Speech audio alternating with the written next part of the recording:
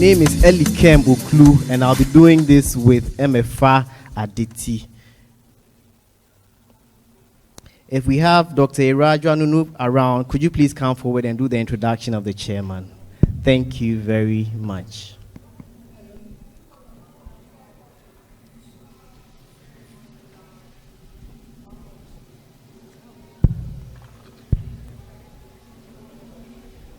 Good afternoon, ladies and gentlemen. All protocols duly observed. Our distinguished chairman for today's August event is Professor Yao Edu-Gyamfi, a pioneer graduate of the University of Ghana Medical School, UGMS. He is the current chairman of the Council of the College of Physicians and Surgeons, and in 1974 became a fellow of the Royal College of Anaesthetists of England, FRCA.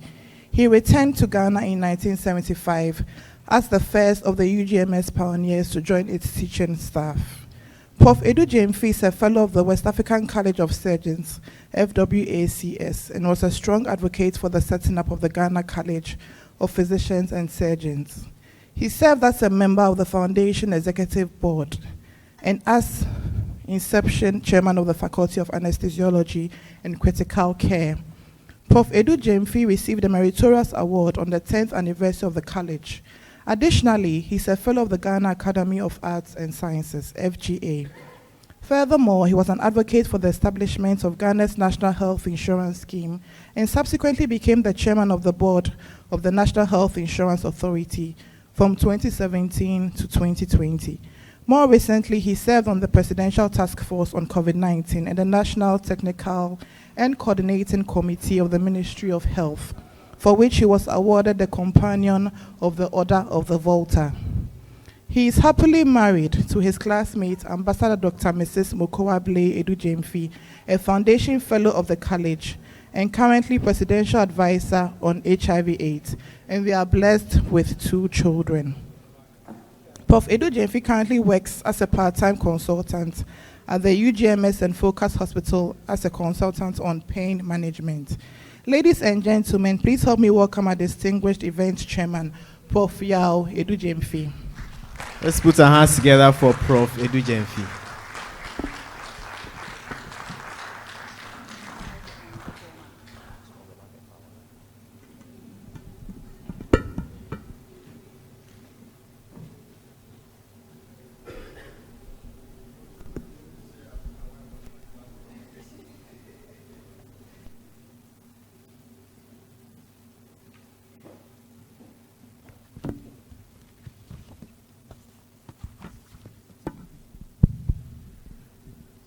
Good afternoon, ladies and gentlemen.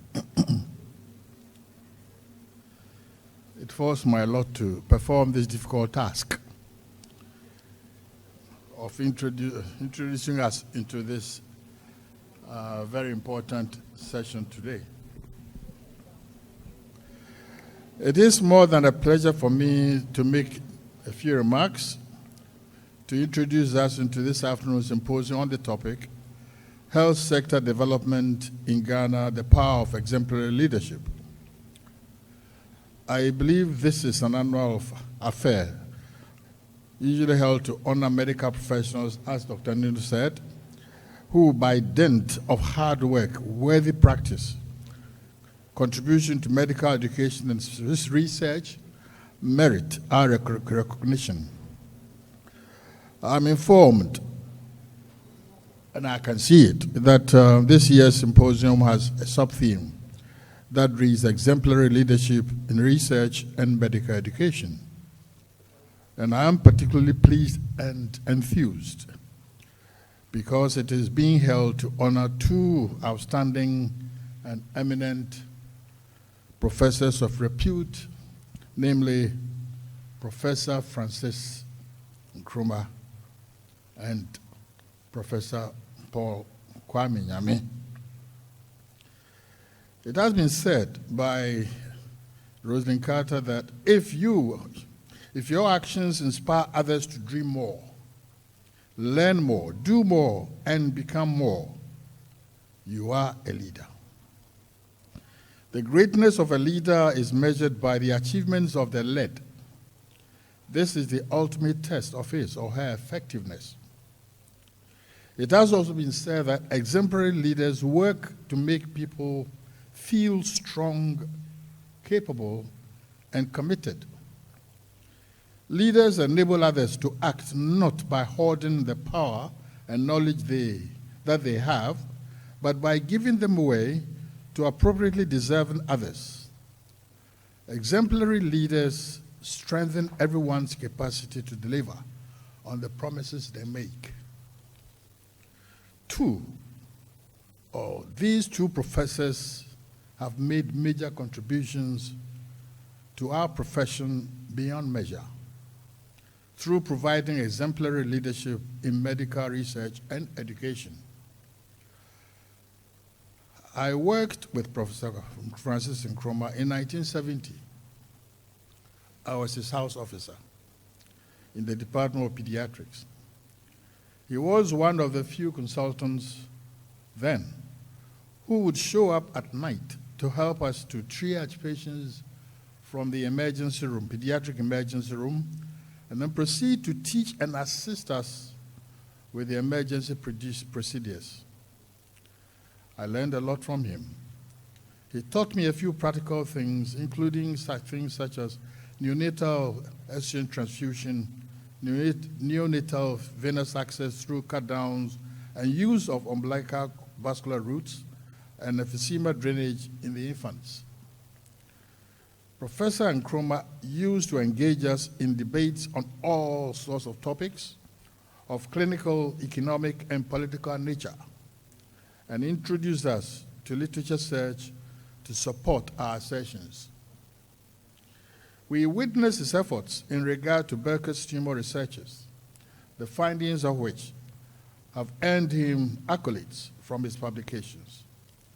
I was impressed also with the exemplary leadership that he brought to bear during his tenure as director of Noguchi's Memorial Center. Major beneficial changes took place during his administration, many of which have endured and have advanced the stature of the center. Professor Paul Kwame Nyame. Paul, you can look at me. He has been a friend and a brother to me over the years. I respect him a lot for his intellect. Sporting prowess, yes. You may not see him as such now, but yes, he was an all-round sportsman, except maybe for athletics. No, okay. Clinical excellence, and above all, his diligence and industry. And following his participation in the advocacy efforts for the establishment of the college, he was appointed the foundation rector from among a cluster of equally well-qualified colleagues. One had no difficulty in endorsing him because of the leadership qualities he always displayed among his peers. He established the college, and it continues to flourish 20 years on. Professor Nyame has also been one of the longest-serving chairmen of the Medical and Dental Council of Ghana. All I can say is that his leadership there has been phenomenal and exemplary. He has reformed the council, given its stature, moved it from a state of impecunious posture to that of financial sustainability. It now functions as an efficient, forward-looking regulatory body. Ladies and gentlemen, I would like to conclude with a quotation from Richard Tierling, which says that as a leader, your principal job is to create an operating environment where others can do great things. These two eminent professors have left legacies that are worthy of emulation for posterity.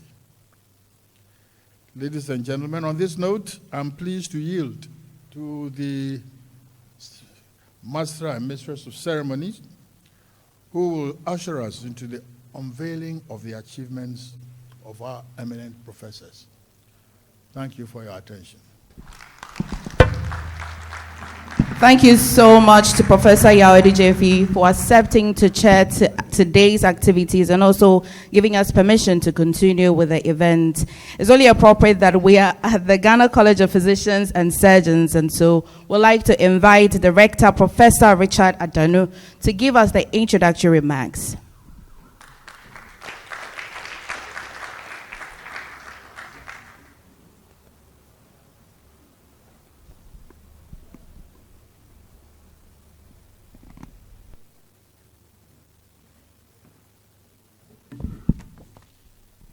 Good afternoon, everyone.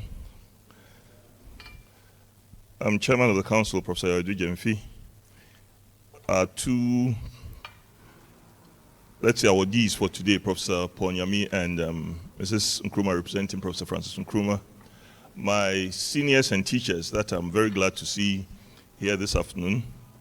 And friends, ladies and gentlemen, it's a privilege for me to welcome you all to this great ceremony.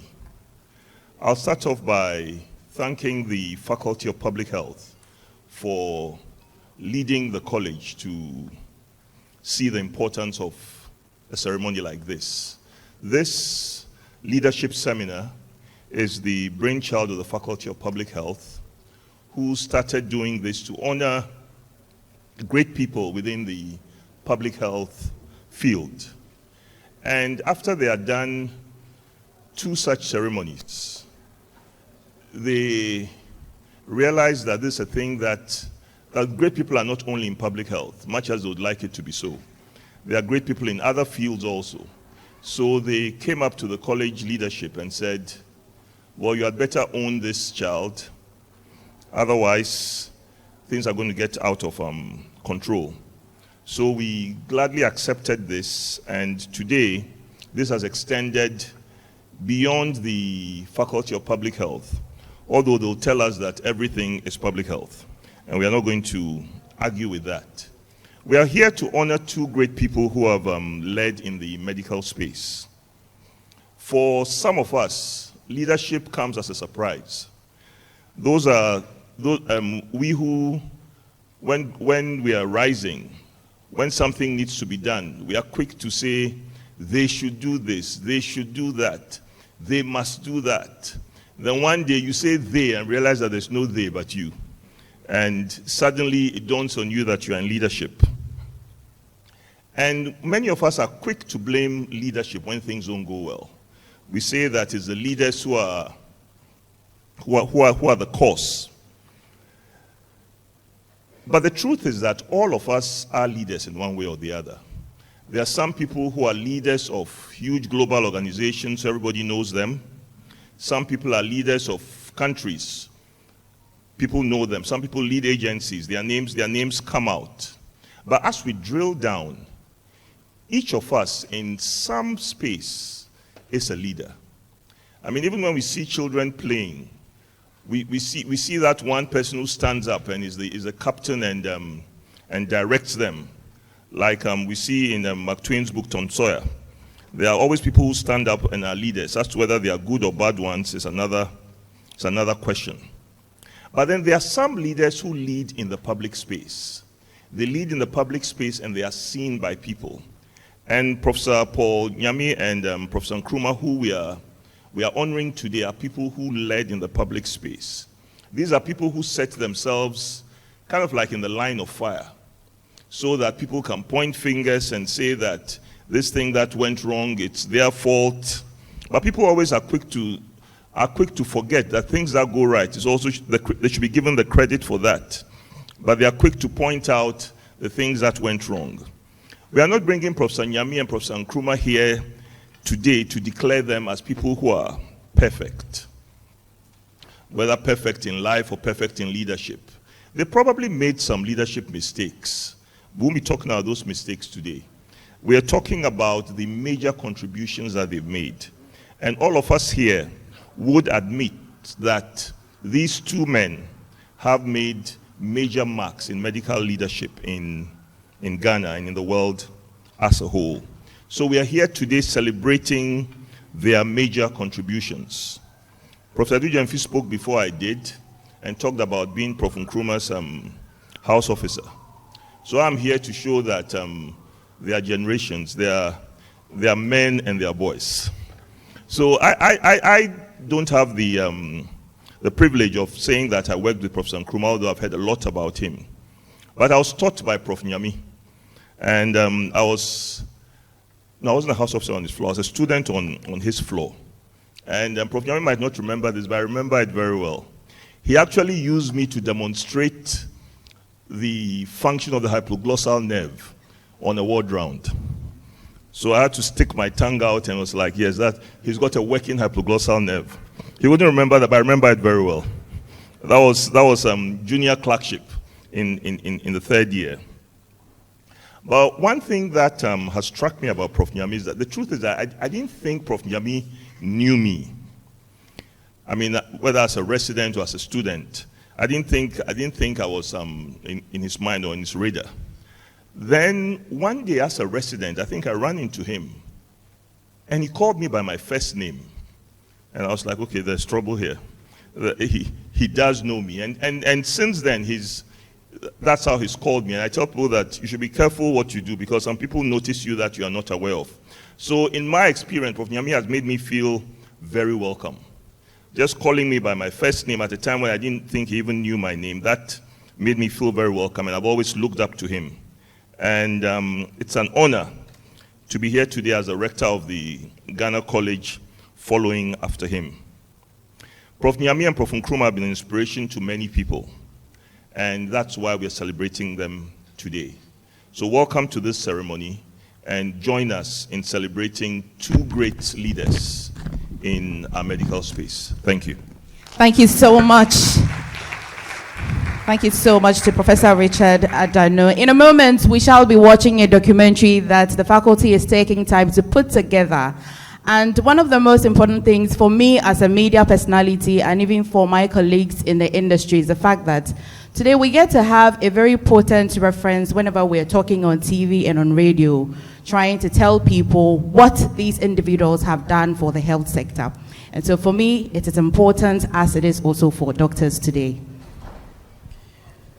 Exactly, and I'd like to say thank you again to the Professor Adano, Prof. Adano, the rector of the college, for his remarks. We are grateful to him. It's commendable that the college is taking time to embark on this initiative at this time to recognize our leaders at this time while they are with us.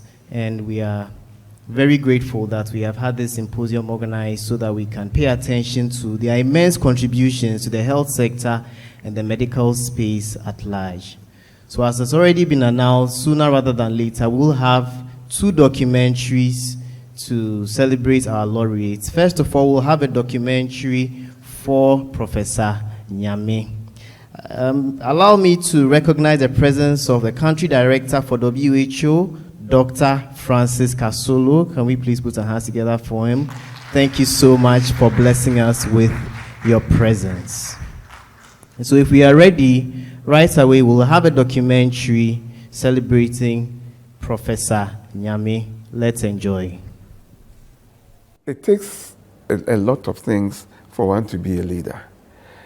But in the case of the medical profession, it takes somebody who knows what he wants to do and do it. In the case of the college, for me, I thought we needed somebody who is serious and who want to do it and do it well. But I think we did get something from Professor Paul Nyame that not many people would be able to get for us. In Ghana, a lot of people do a lot of work, and there is no sign of gratitude. I'm very pleased that for a change, people who have contributed are being recognized.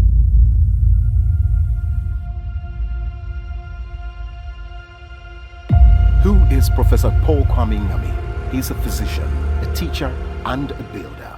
Born in Kumasi, Ghana, Professor Paul Kwame Nyame began his educational journey at the prestigious Achimoto School in Accra from 1954 to 1960. In 1966, he obtained his MBBS London from the University College of Ibadan Medical School with honors and distinction in surgery. He started his promising career in the field of medicine, and his passion for healing began to rule. From 1971 to 1973, he was a senior registrar at the Department of Medicine and Therapeutics of University of Ghana Medical School. He grew through the ranks and became the head of Department of Medicine in 1996. Vice Dean of University of Ghana Medical School from 1998 to 2000 and Acting Dean in 2000.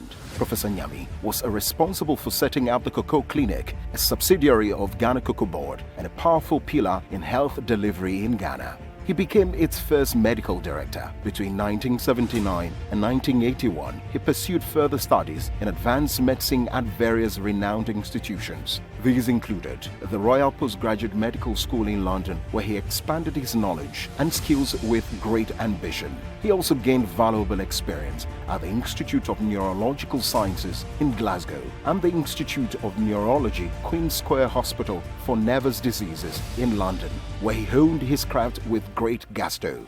I did house jobs in surgery and internal medicine. I also did obstetrics and gynecology and pediatrics. But inside me told me I should be an internist, a physician. Somehow I didn't fancy doing things surgical. I wasn't afraid of blood, but I thought my thought process, my whole personality told me I was a physician, an internist, not a surgeon. That's it. And then my house job, I did it with a neurologist called Professor Osuntokum, Ben Osuntokum. I mean, he was a brilliant man, and he gave an impression that he cared for the people he worked with.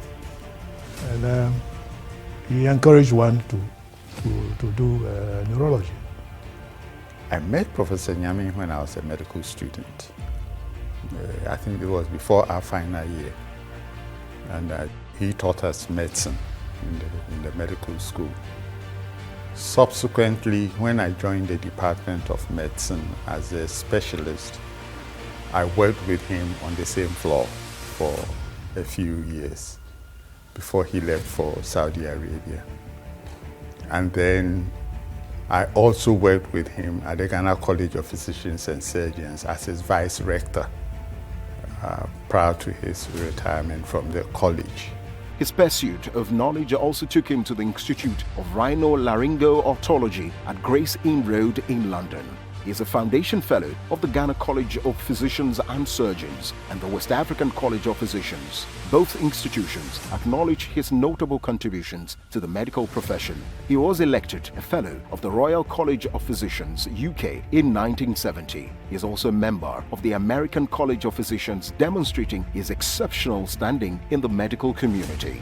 He worked as a consultant physician at the Ministry of Health in Saudi Arabia. From 1997 to 1998, Professor Nyame was the medical administrator, now medical director of Kolebu Teaching Hospital. I also worked with him as the Vice Dean of the University of Ghana Medical School and Acting Dean in the period of transition between the school system and the collegiate system of the University of Ghana, the establishment of the College of Health Sciences. And then also did some work with him when he was the chairman of the Medical and Dental Council with regards to continuing professional development activities that the council was initiating at that time. Professor Paul Nyame has been a good friend.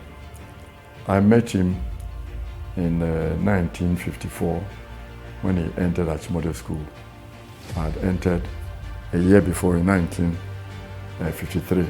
So I've known him from Achimode School.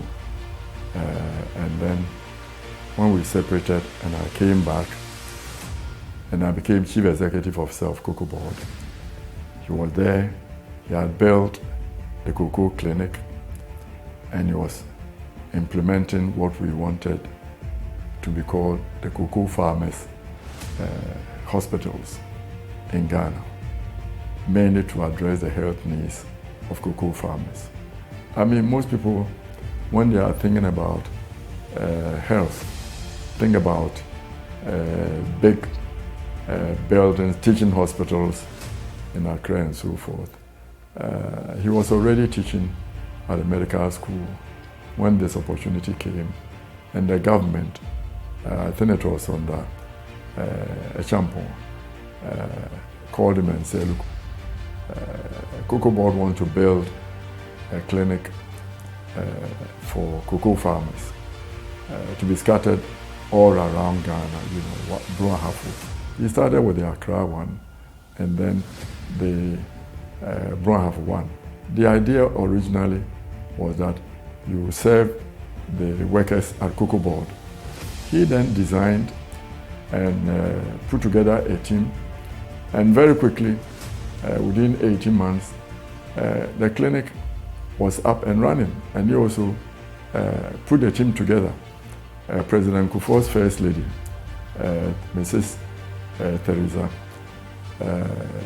Abba Kufuor, was also the matron. So it was Paul Nyame and then Abba Kufuor. And then later on, they were joined by a classmate of mine, Dr. Usu. These were the pioneers who set up the cocoa clinic. But the concept, the building, the putting together of the people was all Professor Paul Nyame's doing. I've had the opportunity. I mean, it's a singular opportunity. It isn't everybody who gets that opportunity. I've had the opportunity of building, not only in terms of putting up structures, physical structures, but also in terms of institution. I mean, Cocoa Clinic, when I went there, I started from scratch. It wasn't as if it was built and I was asked to go and run it. No, I was given a property and say, well, look, we want a good clinic, give us a clinic. So I had to start from scratch and look at the logistics of establishing the place, look at the staffing, so on and so forth, and then ended up with establishing that clinic. And along the line, when I went back to Kolebu, well, I went on a fellowship, came back, and then when I had grown a little more in the system, I got elected to be the medical administrator of Kolebu. Of course, it was under a military government. So, I mean, at the time, I thought what was really critically lacking in the place was an emergency service. Not only in terms of the staffing there, but also a place which could really call an emergency, what we generally call accident and emergency. And with this, I was able to persuade the Minister of Health at the time, Commodore Bimpe. I mean, he came to visit me in Kolebu. I mean, I got on with him, came to visit me, and I persuaded him to come along with me to see the emergency block of, or where we were doing emergency at the time. He himself was shocked at what he saw. So I said, okay, come. Can you give me money to build a block? He said, yes, okay, come. So we got AESC to build an emergency block. I also recall his suggestion that Kolebu could run its own pharmacy shop outside the public service one. And actually, it was the idea behind the establishment of the 24-hour pharmacy at the Kolebu Teaching Hospital. I also know that at the same time that there was difficulty in getting drugs from central medical stores for the patients at Kolebu, we also had difficulty with laboratory services. And he was instrumental in arranging with the medical school to do some of the biochemistry tests and things at the medical school laboratory, making it possible for patients on admission to have necessary tests done promptly. Professor Nyame was the foundation rector of the Ghana College of Physicians and Surgeons from 2003 to 2009. Before this position, he was the coordinator of the postgraduate medical training at the University of Ghana Medical School. He actively participated in training physicians, especially neurologists, in the postgraduate training programs. Professor Nyame has contributed to the development of postgraduate medical education in English-speaking West African countries through the West African Postgraduate College. He was a co-consultant to the government of Sierra Leone on the strategic plan and law for the establishment of a postgraduate medical college. The next time I had an opportunity to do something was when I went to the Medical and Dental Council, as an ex-officio member from the medical school. I was then the acting dean of the school, so I was an ex, and I saw what was there, and I thought I could contribute, so I got myself into the council after I had left my position as an ex-officio member. I became an elected member. And there, things were not, the offices and so on were not in the best of condition. And again, I was able to persuade the powers that be to get the place refashioned.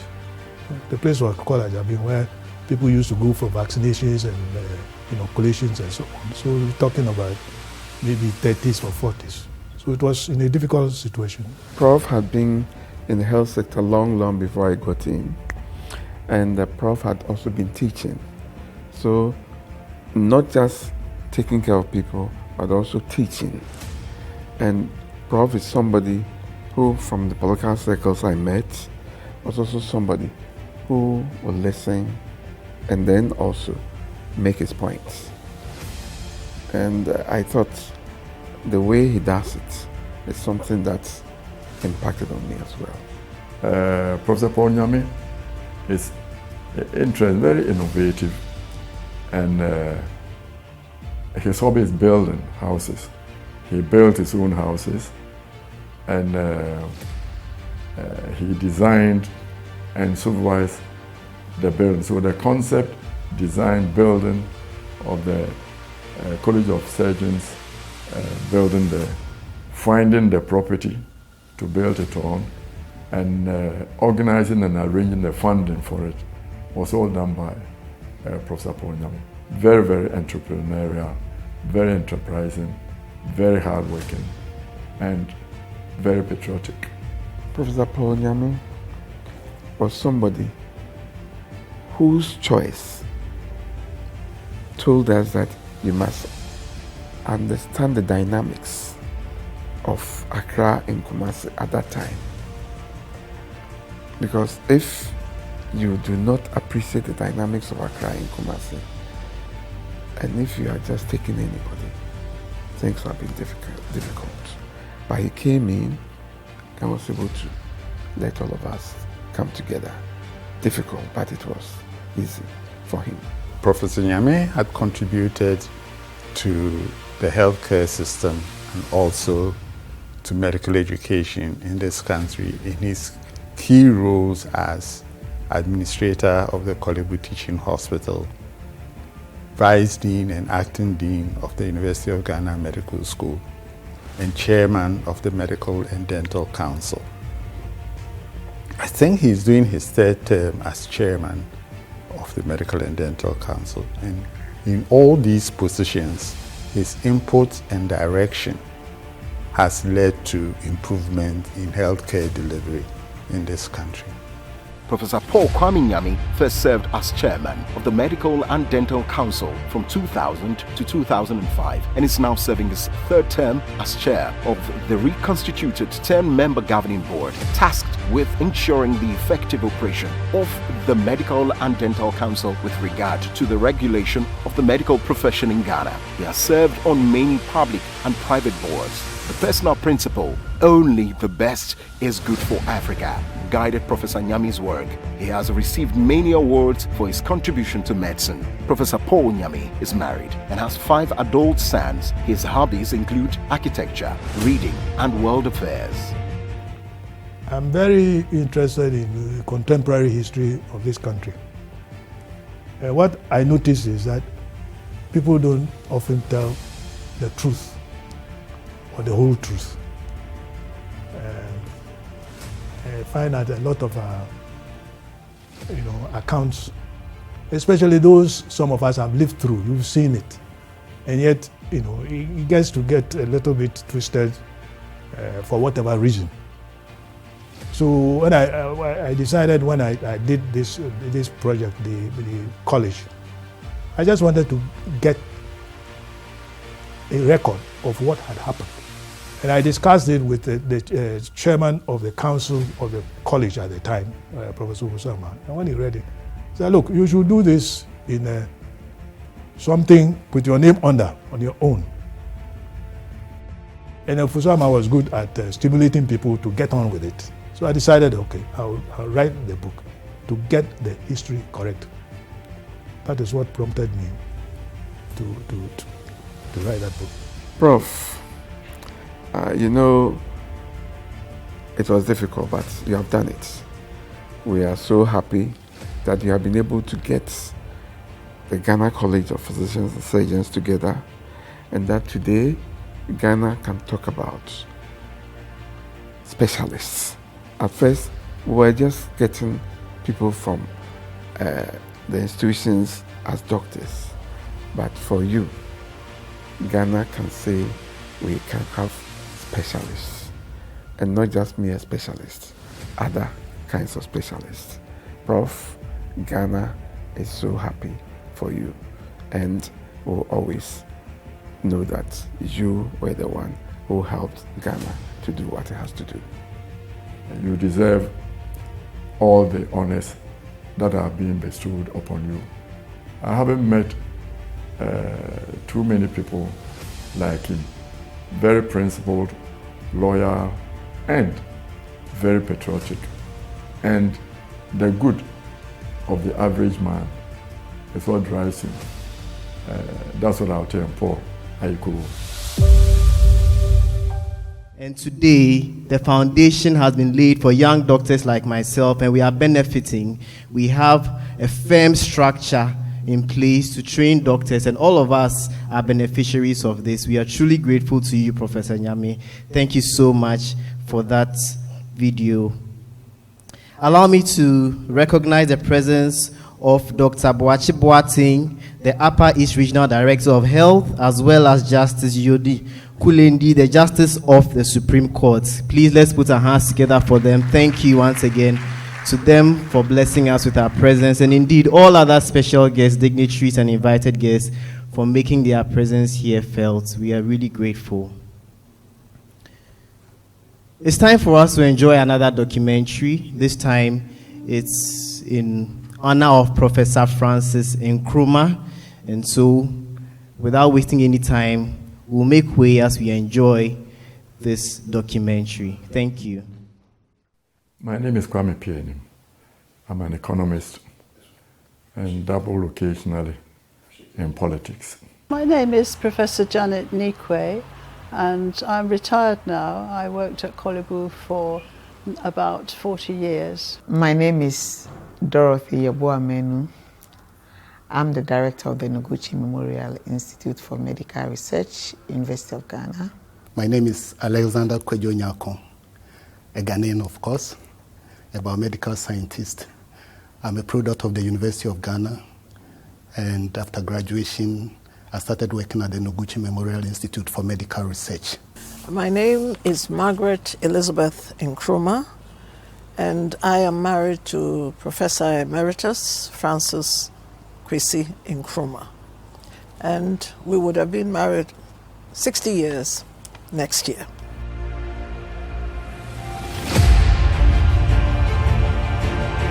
Who is Emeritus Professor Francis Kwesi Nkrumah? Emeritus Professor Francis Kwesi Nkrumah is a healthcare practitioner specializing as a pediatrician. He is the eldest son of Ghana's first president, Osajifo Dr. Kwame Nkrumah. He attended St. Augustine's College in Cape Coast, where he earned his O and A level certificate from 1950 to 1954. Professor Nkrumah earned his Doctor of Medicine degree at the University of Würzburg and Free University of Berlin, Germany from 1955 to 1961 for his preclinical and clinical training, respectively. He trained in pediatrics at the Children's Hospital Medical Center in Boston and went on to receive his Master of Public Health from the Harvard School of Public Health in 1969. He started his medical career as house officer at Start Krankenhaus, Medicine, Surgery, Obstetrics and Gynecology, Moabit in Berlin, Germany from May 1961 to July 1962. After that, he continued as a house officer at the University Children's Hospital in Berlin. In April 1963, he returned to Ghana on appointment as medical officer at the Korle Bu Teaching Hospital until June 1965. In July 1965, he joined the Children's Hospital Medical Center at Harvard Medical School in Boston as an assistant resident officer pediatrics. He was promoted to the rank of Senior Assistant Resident Officer Pediatrics from July 1967 to June 1968. Emeritus Professor Nkrumah returned to Ghana to take up an appointment as a lecturer at the Department of Child Health, University of Ghana Medical School in July 1969. He rose through the ranks to become a senior lecturer March 1973, associate professor September 1976, and then full professor and head of Department of Child Health, University of Ghana Medical School from May 1980 to April 1983. In May 1983, Emeritus Professor Nkrumah joined the Department of Pediatrics and Child Health, Faculty of Medicine, University of Zimbabwe, where he was professor and academic head of department until 1990. In April 1990, he became the director of the Noguchi Memorial Institute for Medical Research at the University of Ghana, Lagos. In June 2002, he earned the title Emeritus Professor. Emeritus Professor Nkrumah has served as an advisor and expert to scientific and international groups in various capacities. He was chairman of the Task Force on Immunization in Africa, WHO Afro, a member of the Global Commission for Certification of Polio Eradication, WHO Geneva, chairman of the Board of Trustees, African Malaria Network Trust, AMANET, Dar es Salaam, a member of the governing board, Medicines for Malaria Venture, MMV, Geneva, and a member of the Strategic Advisory Council, Children's Vaccine Program at PATH, among other positions. He has served and continues to serve as a member of many medical boards, both in Ghana and abroad. He is a founding member of the Pediatrics Association of Ghana, a member of the Ghana Medical Association, and a member of the International Society of Hematology, and a member of the advisory board of the Ghana Medical Journal. He is a fellow of both the American Academy of Pediatrics and West African College of Physicians. He was elected to Fellowship of the Ghana Academy of Arts and Sciences in 1983 and was Vice President of the Sciences Section. I know him. Both he and the wife, who is an internationally accomplished educationist, Dr. and Mrs. Margaret Nkrumah, were our family friends. When my wife and I arrived here from Canada, and I joined the Ministry of Finance, and later on in Ghana, all my life since the 1970, they've been family friends. We used to play tennis together. I always loved not to play against France, very competitive. And they had a wicked serve, you know. I first came to Ghana in 1971 as a medical officer, and I was posted to the third floor in the children's block. Then I went back to Britain to do my postgraduate exams, and I returned to Ghana in 1974. I was posted again to the third floor, so Professor Nkrumah was my boss. And I must say he was a very firm but fair boss.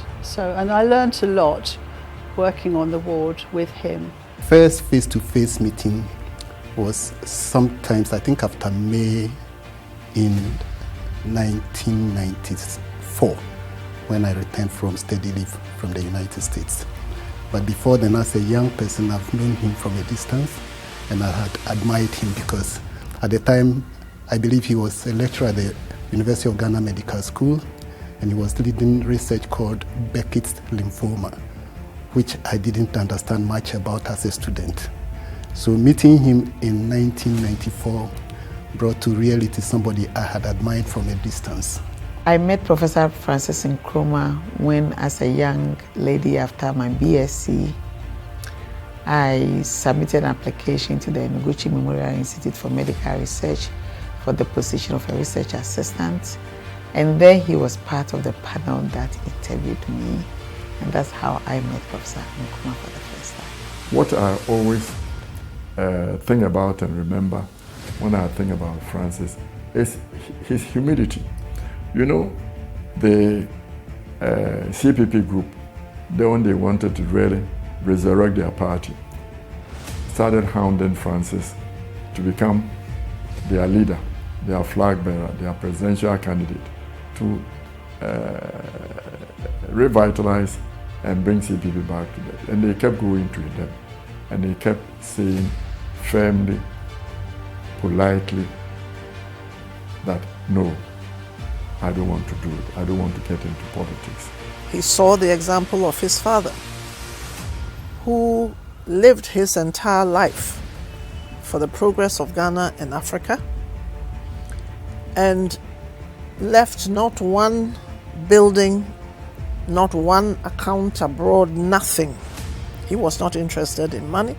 He was not interested in material possessions. And yet, how he was vilified and misrepresented till today. When I reported to work after study leave, he called me to his office, and then he asked me about my interest, and then he also told me that he knows I was interested in diabetes mellitus, and that he wanted me to meet Professor A.G.B. Amwa, because he was doing similar work and wanted collaboration with the Nkrumah Memorial Institute for Medical Research, and he thought I would be best to meet him. So that's the nature of the working relationship that ensued after that event. It was cordial. He was a father, mentor, teacher. So that, to me, is Prof. Nkrumah. This was in 1977. I got involved with research projects that he was embarked on. One very fascinating one was on neonatal jaundice, and I think probably the main thing learnt from that study was that babies with G6PD deficiency, which is a blood complaint, were very likely to get jaundice, and some of them ended up with brain damage due to kernicterus. So I helped him with that project. He wrote, I think, to my memory, over 140 research papers on things like malaria, Burkitt's lymphoma, which is a particular cancer in children. And he was also the one who set up the program to deal with this childhood cancer of Burkitt's lymphoma in Ghana. One project that I particularly enjoyed doing with Professor Nkrumah was to look at whether a form of immunotherapy would help to treat the Burkitt's lymphoma. As you know, immunotherapy is now at the forefront of treatment of cancer worldwide. And it was very interesting that the patients who received the immunotherapy did better than those who didn't. Before 1983, Prof. Nkrumah was head of the Child Health Department. But in around 1983, he left Ghana to work in Harare, Zimbabwe. At the time that he came, it was the most opportune time for the University of Zimbabwe, because because of independence, most of the senior staff, the professors, chairmen of departments, and what have you, resigned. They didn't want to work in the black government. So our department had no senior pediatrician or consultant. It was almost like a sinking ship without a captain. And that was when Professor Nkrumah came.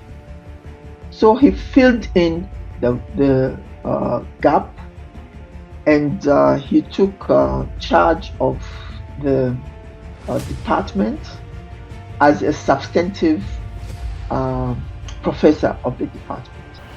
He returned to Ghana, I don't know the year, but he was seconded to Noguchi Memorial Institute, where he was head. When I went to Noguchi, at that time we had only pathogen level 1 and 2, but Professor Nkrumah saw the years are coming ahead where a country just having pathogen level 1 and 2 is not enough. And so he had the vision, even when Ghana hasn't had some of these diseases, he approached the Japanese and developed the grand proposal that saw a great and massive expansion of Noguchi, and that led to the building of the first level 3 laboratory at Noguchi. It was during his term, when I was also deputy to him, that Ghana had its first biosafety facility in the country, which was located at Noguchi, and it came with barrier experimental animal facility and a conference center. He was working with World Health Organization to look at whether polio could be eradicated in Ghana, and various studies were done on children who had paralysis to look and see if polio was involved. We had a study on measles in Asamankesi, which we went twice a month, and he went with us because he was interested in the work as a pediatrician. The measles, we're testing a new measles vaccine which could be given earlier in infancy than the 9 months, and he will go religiously with us twice a month to the field in Asamankesi. And he didn't restrict himself to strictly medical solutions.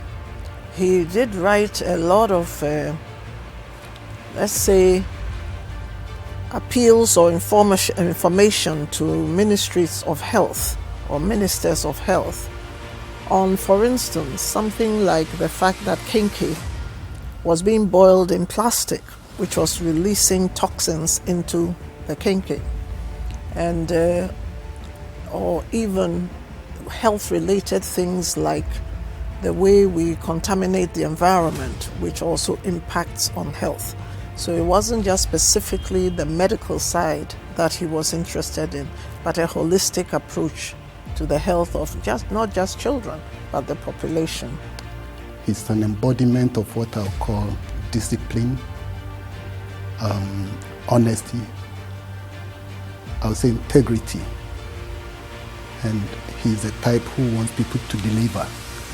And he showed that by example. Recently we had the COVID pandemic. Is the level 3 laboratories that he saw years ago that the institute needed level 3 laboratories. So I see that he was a visionary leader. I see someone who was interested in expansion and growth of an institution. Some people come to meet an institution, they leave it like as they came to me, but he came and he really almost doubled the infrastructure that he came to meet. Another outstanding contribution he made in Zimbabwe, which is also close to my heart, is the pediatric oncology ward. Before he came, any child who came in with a malignancy was admitted in any ward. You know, we have like 4 or 5 pediatric wards. So the ward on take for the day was the ward that would admit the child. But however, when Prof came, he decided to dedicate a ward for the oncology patients, hematology and oncology. And by doing that, he managed to set a standard of care for the children. There was protocol, people knew what to do, and that obviously improved the outcome. This particular ward is still existing right now. It is the only ward in the whole country that looks after children with cancer. And it is now considered as the center of excellence in the care of children with cancer. My late sister, who was working at the Social Security Bank, had a premature child, and we're at Kolebu, and Francis heard where they quickly came, arranged for incubator, And then after the day, he called me and said, Kwame, come and take your sister away. Because that was during the military regime when things were scarce and Korle Bu was in a mess. A lot of the doctors and nurses had escaped, voted with their feet, and they were not in Ghana. He said, come and take the child home, keep it warm, and feed it. And he gave my wife Cornelia a pipette. So my sister would, get the milk out into a can, and then my wife would put the pipette in and feed the child. Thanks to him, the child survived. The child was born little, like a hairless rat, very small. Is now 6'4". Emeritus Professor Francis Kwesi Nkrumah is married to Dr. Margaret Nkrumah, a renowned educationist. They have 3 adult daughters. Professor Emeritus Francis Nkrumah has received many awards internationally and nationally, including the Order of the Volta, the highest award in Ghana. My husband's life was family and health. I remember the days when we were in Korle Bu, when sometimes the phones do not work. There were no mobiles in those days. And if they could not reach him on the phone, they would send the ambulance. And I would remember him pulling on his trousers over his pajamas, getting into the ambulance to go and see to an emergency at the Korle Bu hospital. He once actually transfused blood because he's O positive, a universal donor. I'm sure it will be totally illegal in these days, but it saved a child's life in the hospital. So it wasn't just an academic pursuit or something he did for a profession. He was heart and soul into that job. Francis is very kind, generous, and self-effacing. He doesn't like to be in the public limelight. And I'm sure he might have refused this honor being done to him publicly. That's who he is.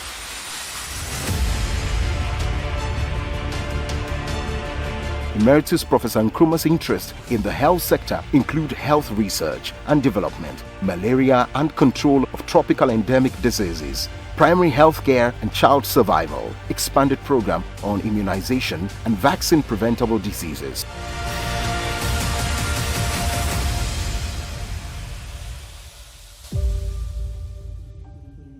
Thank you so much, Professor, who's unable to be here today but is represented by his wife, Dr. Mrs. Nkrumah. Thank you so much and the role that you have played in his life. Ladies and gentlemen, in a short while, we shall take the keynote address, but before that, let's take a moment of breather from the choir of Ministry of Health. Thank you so much, ladies and gentlemen. This afternoon, a gentle reminder that we're here for the health sector development in Ghana, an exemplary leadership in research and medical education. And this afternoon, we're here to celebrate 2 main people, Professor Nyame and also Professor Nkrumah.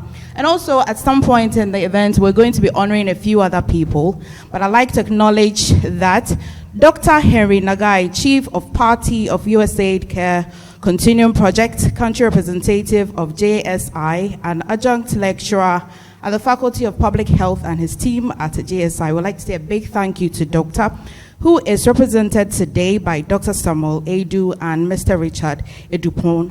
They are representing JSI, and if they are here, I would like to say thank you for representing Doctor for us this afternoon. We'll also take the keynote address in just a moment.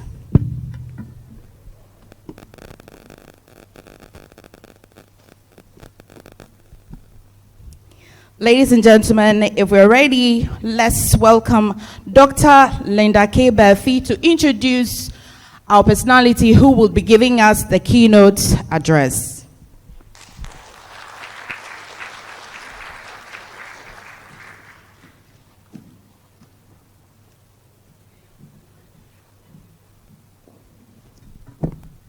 Good afternoon, everyone.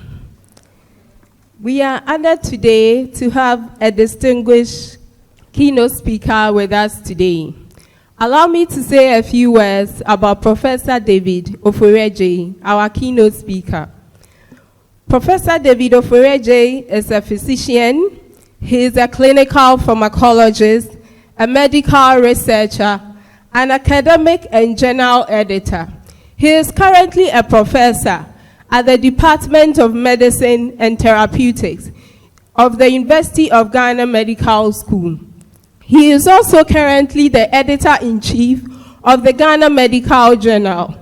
He is a seasoned health leader in Ghana's health sector, and his leadership has left an indelible mark on various notable health institutions in the country, such as our own college here, Ghana College of Physicians and Surgeons, and the Noguchi Memorial Institute of Medical Research. His wealth of experience in leadership positions him as an exemplary leader, and today he is here to share his thoughts on aspects of leadership that can lead to the advancement of Ghana's health sector. Please help me warmly welcome Professor David Oforeje with a round of applause. Ladies and gentlemen, thank you so much, Dr. Linda K. Murphy. And let's welcome once again Professor David Oforeje, ladies and gentlemen.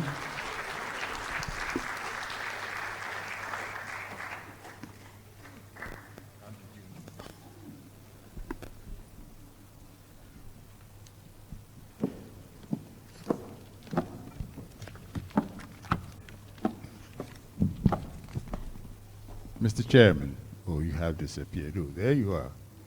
Okay. My next research project will be to find out the spices that were used to season me.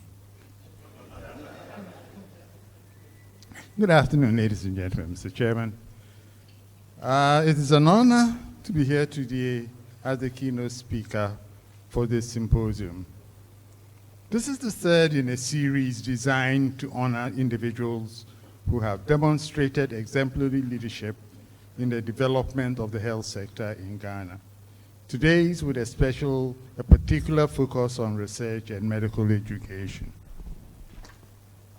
I have convinced myself that my being here this afternoon is not because of the documentaries that I helped organize, but a statement that I made some time ago in connection with this event. I foolishly said to someone that I was the immediate successor to the honorees in two institutions. And that immediately translated into keynote speaker. But I have known the two honorees for quite some time. They both taught me in medical school in the 1970s. And I could spend half my allotted time this afternoon telling you stories about these two gentlemen as a medical student. Maybe I'm tempted to tell one. Final exams in pediatrics, ground floor, pediatrics block, third room from Professor Sophie's room. This small boy was there with 3 examiners. We've done kwashiorkor. We have done all kinds of topics. The final question was, what's the difference between Dick's test and Schick's test? Now, that every medical student knows is a trick question. So I gave my answer. The 3 gentlemen looked at me and said, is that your answer? I said, yes. Are you ready to change your answer? I said, no. Okay. Time is not up, so we'll wait. When you change your mind, we talk. We sat in a room. When the bell rang, then I was asked to go away. I left the room knowing that I had failed pediatrics. But actually, I had passed. Okay, so this year, the symposium occurs during the celebration of the 20th anniversary of the Ghana College of Physicians and Surgeons. The honorees, Emeritus Professor Francis Kwesi Nkrumah and Professor Paul Kwame Nyame, I've been associated with many academic and professional training institutions in leadership positions. I succeeded Emeritus Professor Francis Nkrumah as the director of the University of Ghana Noguchi Memorial Institute for Medical Research. That's how they prefer us to refer to the institute now. And also to Professor Paul Nyame as the rector of the Ghana College of Physicians and Surgeons. These institutions continue to flourish and remain relevant to the purpose of their establishment. The Ghana College of Physicians and Surgeons has graduated 1,937 specialists and 248 senior specialists since 2007. The research portfolio of Noguchi Memorial Institute for Medical Research has grown dramatically. At my last check, I think the portfolio stood close to $15 million. Long live the director. Long live the rector. This whole symposium is about leadership. But just one has to ask, have we just been lucky in this journey and found the right leaders? Should we deliberately set up systems and processes to ensure a ready pool of individuals to take over the mantle of leadership in our march to improve healthcare development in Ghana?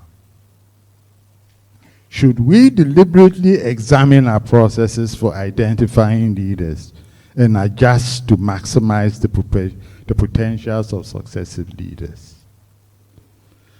Leadership, and the preceding speakers have said lots of things about leadership that I need to take out of the script. But it's one of the most important factors determining any organization's success or failure. It is a complex and multifaceted phenomenon that has been studied and debated for centuries. There is no definitive answer to what makes a good leader. Some common themes and perspectives can be found in the literature. We'll look at some of them later. But some also argue, and I quote, all of us are born leaders. We all have leadership qualities ingrained. All we need is polishing them up and bringing them up to the forefront. It is an ongoing process to develop ourselves as a leader. But unless we take on the leadership challenges presented to us on a daily basis, we cannot become better at it, unquote. There are some common characteristics that most exemplary leaders have. The two documentaries we have just watched demonstrate some of these characteristics: vision, integrity, courage, empathy, innovation, humility, on and on. One perspective is that leadership is about guiding and influencing others toward a common vision or goal. It entails inspiring and motivating one's team, encouraging collaboration, and making sound decisions. Leadership is also about developing people and helping others reach their full potential. In this sense, leadership is a skill that can be learned and improved over time. A good leader also knows they are not indispensable and need to prepare for the future and ensure the continuity and sustainability of the institution's vision and mission. Leadership is not a permanent or a static state. And leadership, ladies and gentlemen, is not immortal. Leaders must face the reality of aging, retirement, illness, and even death. Leaders also have to face losing their relevance, effectiveness, or legitimacy in the eyes of their followers, stakeholders, or competitors. Leaders must deal with the fact that they cannot do everything alone and must share or transfer their power and responsibility to others. And that is why succession is an integral part of leadership. Succession identifies, develops, and empowers the next generation of leaders who will take over the mantle and carry on the institution's legacy. Succession in leadership matters for several reasons. It ensures that the organization has a clear and consistent direction and strategy and does not suffer from a leadership vacuum or crisis. It ensures the organization has people with knowledge and the right skills in place at the right time. Mr. Chairman, a well-planned succession preserves and enhances the reputation and credibility of the organization so that it does not lose the trust and confidence of its followers, stakeholders, and competitors. Succession in leadership fosters and nurtures a culture of learning and development, and it does not stagnate or decline in its performance or innovation.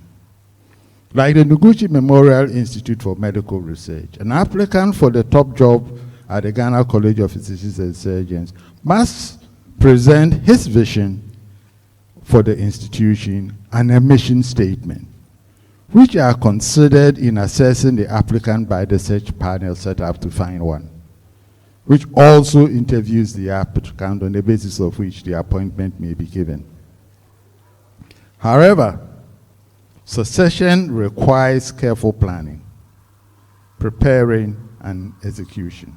It also requires the involvement and commitment of the current and the future leaders, as well as the stakeholders of the organization, and also needs the awareness and acceptance of the challenges and opportunities that come with succession.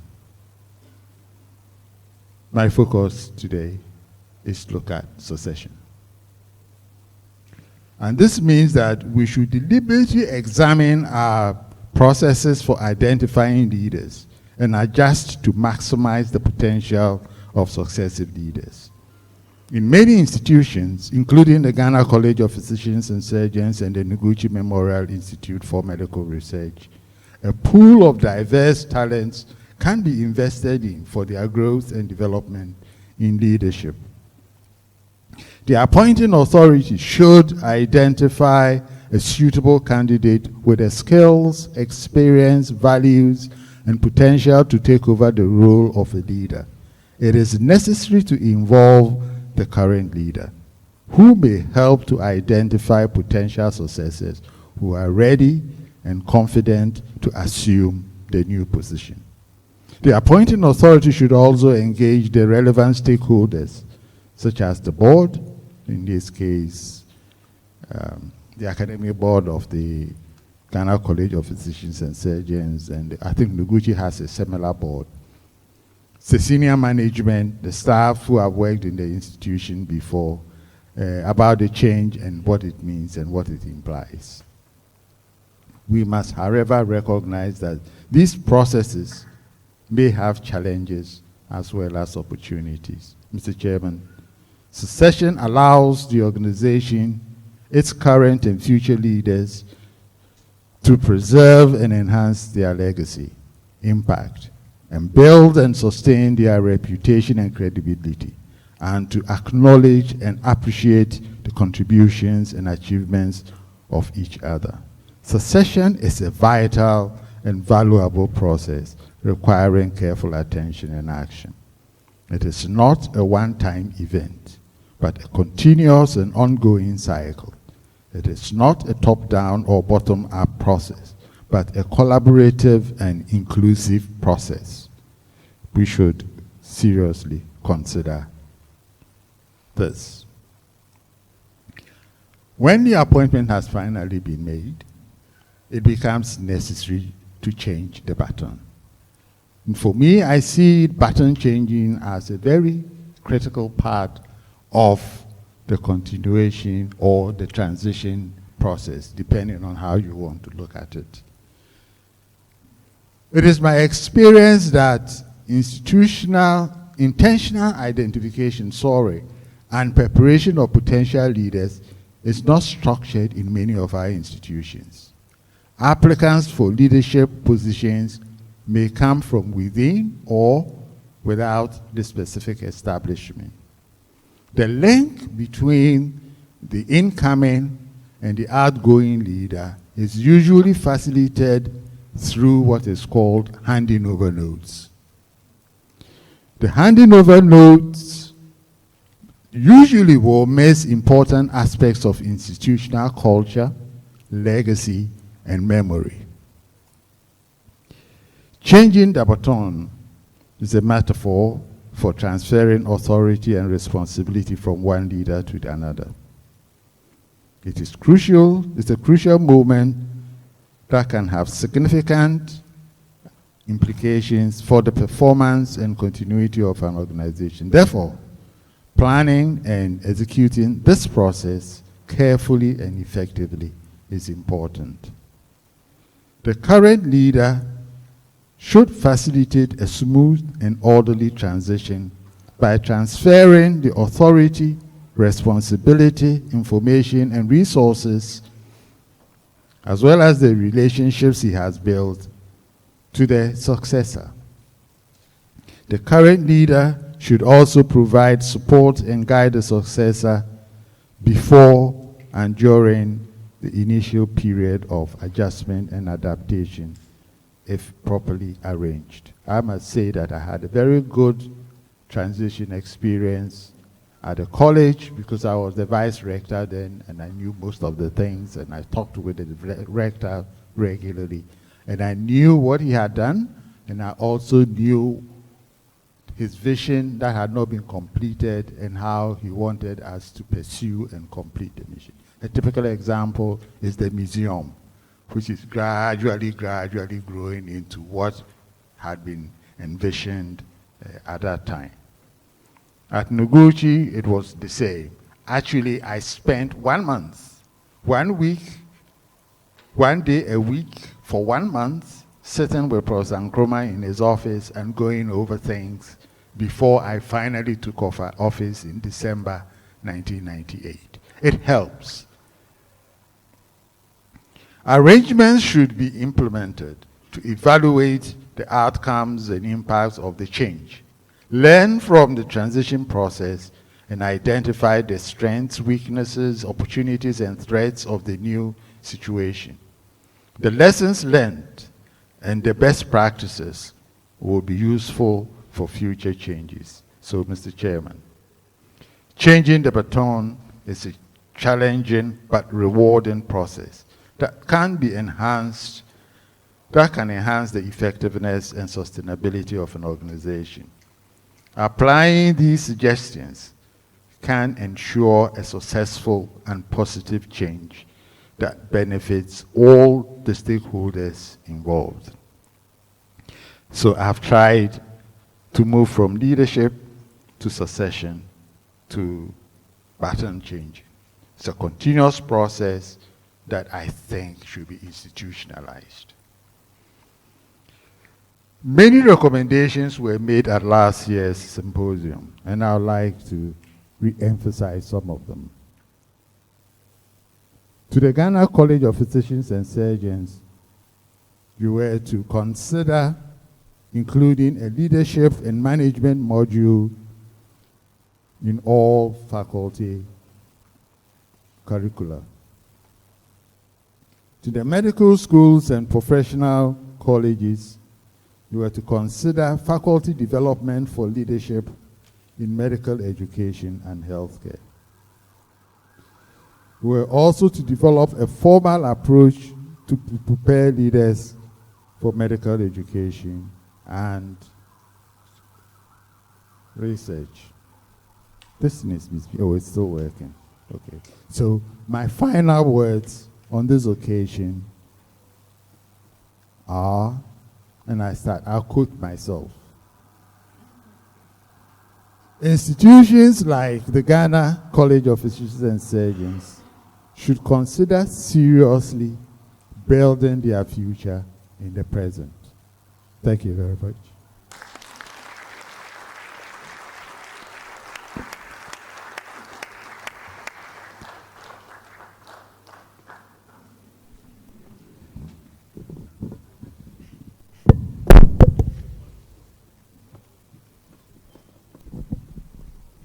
Thank you so much, Professor David Oforeje. Thank you. We shall take some remarks from very important personalities amongst us today. But I personally would have two questions if I have the opportunity to speak to Professor Nyame and also Professor Nkrumah, if ever I ever get the opportunity to speak to them. My question to Professor Nyame would be, after watching his documentary and taking stock of everything that he has done, what's that one thing he's been yearning ever to do that he hasn't done yet? That one thing. And this is unannounced, it wasn't rehearsed, so you can decline to answer this question. But if I get the opportunity, I would ask. Prof. And then for Professor Nyame, Professor Nkrumah, I would be asking, today what would his father be saying? Particularly today. If his father was amongst us today and he watched the documentary, he would say, did we discuss this one? I would have thought you'd have added this one. And despite everything that has happened, history, would he still achieve everything that he wanted to achieve today? These are my personal questions. But we've got Dr. Albert Akpalu, consultant neurologist from Kolebu Teaching Hospital and University of Ghana Medical School, to share some personal remarks about everything he knows about Professor Nyame. So. Okay. Prof, I can help you with the microphone here. Well, thank you very much. This came as a surprise, but I think I tried getting to the video several times, but I was out of town. So Prof. Nyame is my father. Many years ago, I was training as a cardiologist, and he called me to his office many years ago and told me, Albert, as they called me by my first name, I think you should be a neurologist, and that was the end of the story. So Prof has followed me on my journey. He came to me when I was in the UK, took his time, came, we had lunch, and we talked about things. We came back, and I'm happy to say Prof has been a leader. His succession plan has yielded many fruits. We are now about 12 neurologists after me, and he's still interested in all our plans. So Prof is my father, my personal friend, my mentor, and I'm glad to be here. And I want him to have many, many years. I know the neurology is getting to him technically, but we are going to get over that. And I'm also happy to be part of Dr. Francis Nkrumah. I think we've met along the journey, Dr. Mrs. Nkrumah. Thank you. So, Prof, thank you very much for giving me this opportunity to be here, and I'm proud to be your son. I'm a builder too as well. Thank you. Thank you. Thank you so much, Dr. Albert Akpalu. Thank you. Thank you so much. Thank you so much. Let's put our hands together for Professor Akpalu. Thank you so much. The floor is still open. We still have some time. Will anybody want to make some remarks? Any memories you've shared with Prof, either Prof Nyame or Prof Nkrumah? We'll be happy to hear from you. Any remarks from the floor? We can make time for one or two extra comments. Okay, then. We'll keep it moving. Maybe we'll come back to that. Elike, maybe Prof is feeling kind. He would answer my question. Well, he says I should give him a bit of time. So. Okay. All right. All right, then. So moving forward, it's now time for us to read some citations and to hand over some awards. And to do that, I'd like to invite Dr. Aisha Kadiri and Professor Yawa Santia Wuku forward to help us with the handing over of the awards. If you're here, could you please make your way forward to help with the handing over of awards and with the reading of the citation? Thank you. Do we have them? Okay. And while they make their way forward to do that, We'll have the reading of the citation by Dr. Justina Ansa and Professor Pius Agbenoku. We'll start with Dr. Justina Ansa. Kindly come forward and help us with the reading of the citation. Please put your hands together for all those invited forward. The Immaculate Dr. Justina Ansa. Oh, I've got that. Let me help her. Don't worry.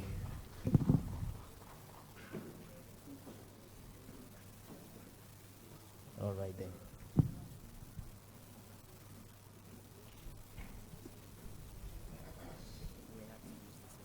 I'm very honored to read the citation for Emeritus Professor Francis Kwesi Nkrumah. A very distinguished example of a pace-setting leader who made his mark and etched his name in the annals of time, both locally and globally.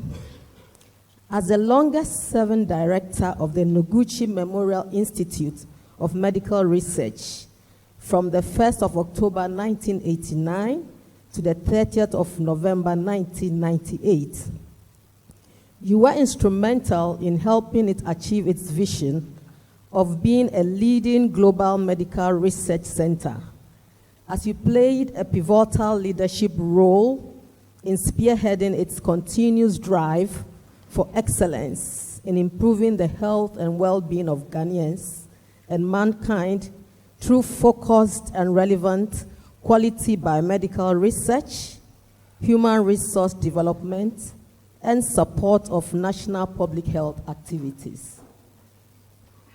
For your dedicated and diligent role in poliomyelitis eradication initiatives in Africa, you were honored with 3 awards by the WHO Afro, African Regional Certification Committee ARCC, and WHO Ghana office in October 2016, having served on the African Regional Certification Committee, ARCC, as one-time chairman of the African Regional Task Force on Immunization, RTI, and one-time chair of the National Polio Expert Committee in Ghana.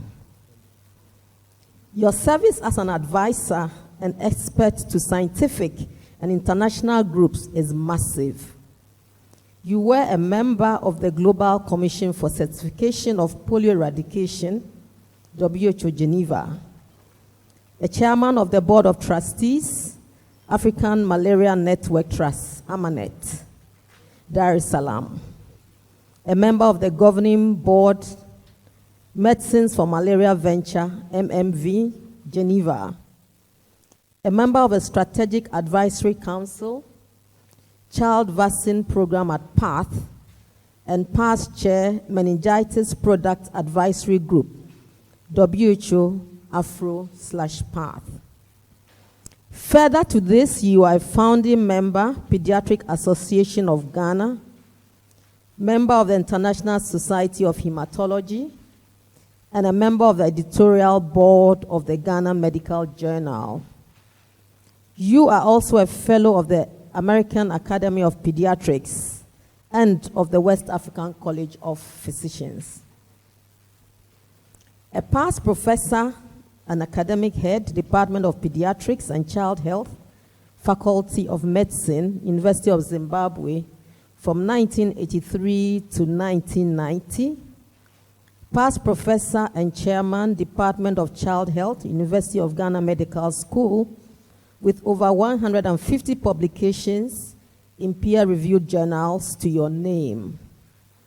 For your immense contribution to medicine and public health in Ghana, you are a proud recipient of the National Award, Order of the Volta. Through your remarkable, dedicated, and diligent leadership, you have contributed extensively to the development of Ghana's health sector and the training of public health experts.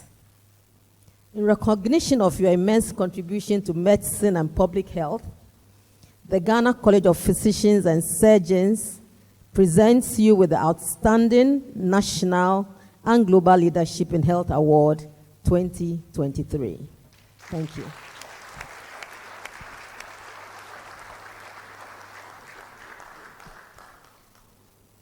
Shall we invite Let's put our hands together and invite the wife of Prof. Nkrumah, who will accept this citation and the awards in his behalf.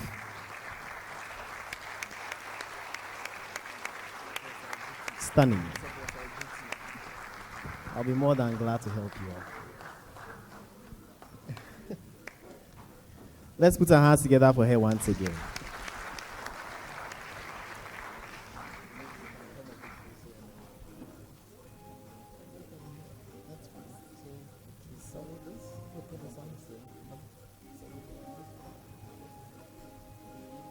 Lovely.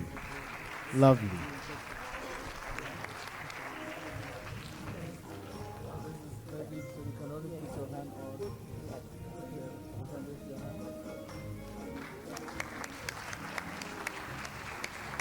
Let's keep the applause going.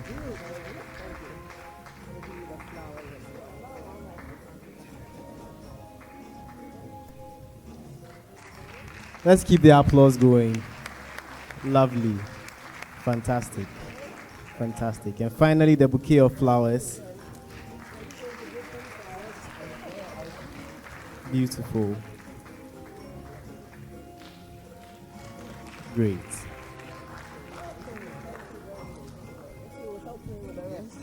One more award for the stack of awards he's already built up in his professional career. Thank you so much. Thank you so much. And thank you all who assisted in conducting this session. Moving on, we'll invite Professor Pius Agbenoku to please assist us with the award of the next citation and the next awards. Prof. Agbenoku, I can identify because he taught me plastics in Konfanochi, and I'm happy to see him here, still looking young and fresh. Prof, you're welcome.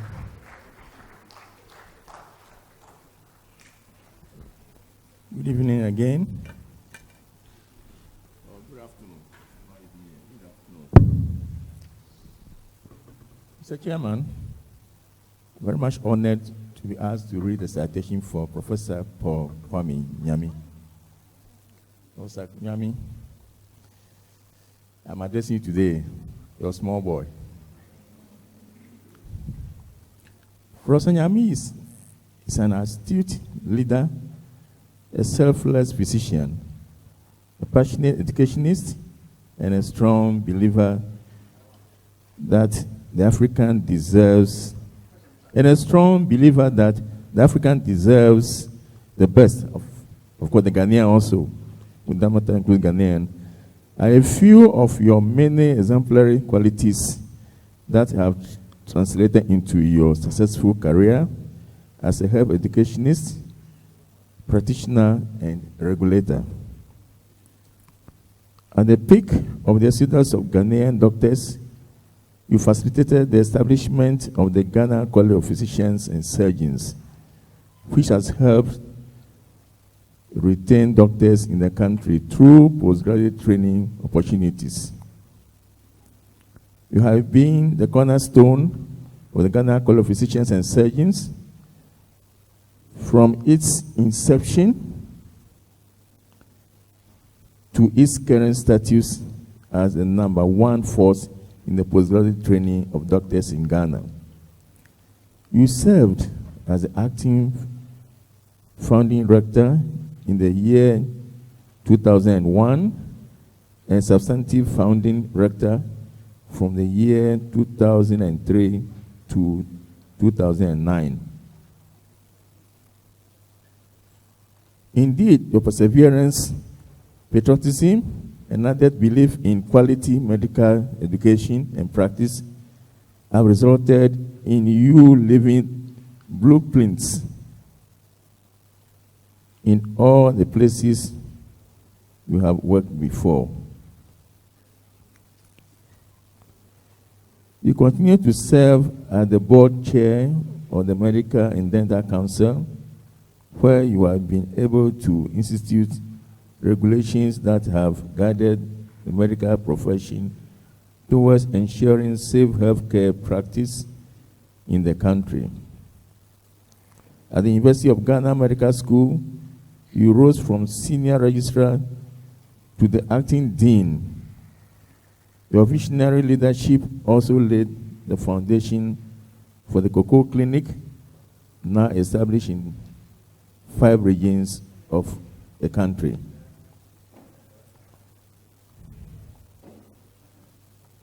Professor Nyame, as the medical director of Kwalabu Teaching Hospital, you initiated the planning and building of the accident and emergency block.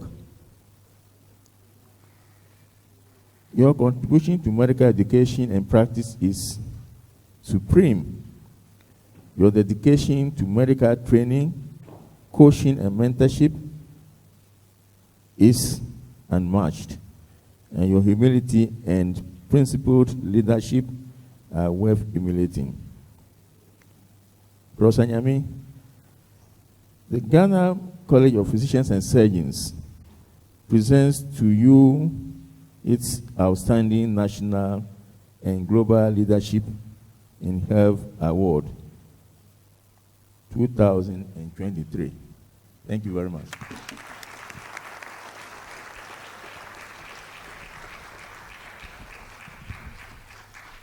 Thank you so much, Prof.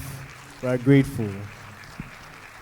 So can we put our hands together as we welcome Professor Nyame to the podium.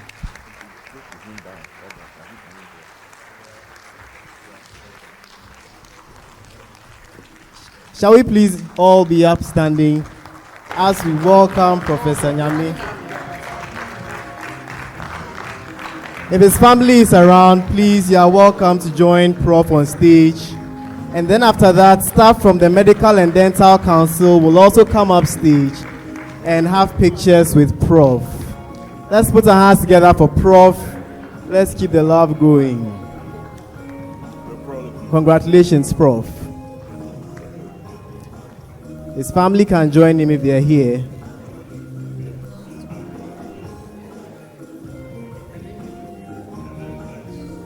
Right. Let's allow some time for his family to his lovely family to join him. Let's put our hands together for Prof and his family. He definitely could not have achieved all this without the support of the backbone of his family. They deserve recognition as well. Family of Prof, let's put our hands together for them. Please join in the picture taking. Please join in the picture taking. Shortest in front. Do we have the shots?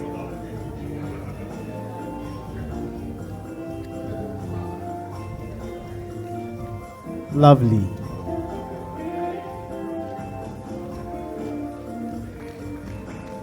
Let's put our hands together for them, for the family of Prof. Medical and Dental Council staff are here to support Prof, and they'll be happy to have pictures with Prof as well.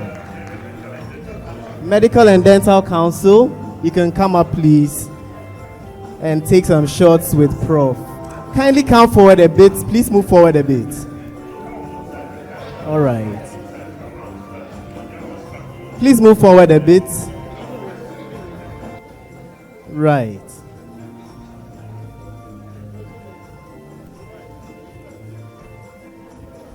Okay. Lovely.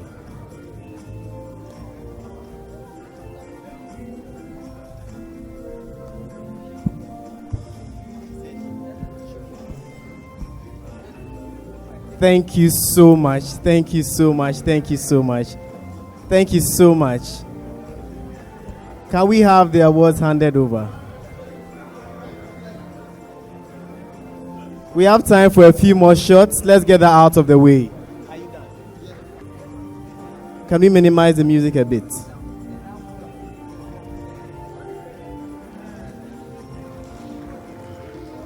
Let's put our hands together for Prof. He's been blessed with tremendous health. We're happy to see him strong and come up stage to take up his award and the citation. Thank you so much. Thank you so much.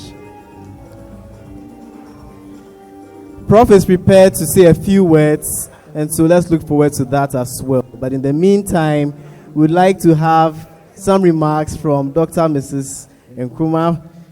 Thank you so much. If you can come forward and then share some words with us. We know you have a few words of encouragement for us in behalf of your husband, so we're happy to have you up again.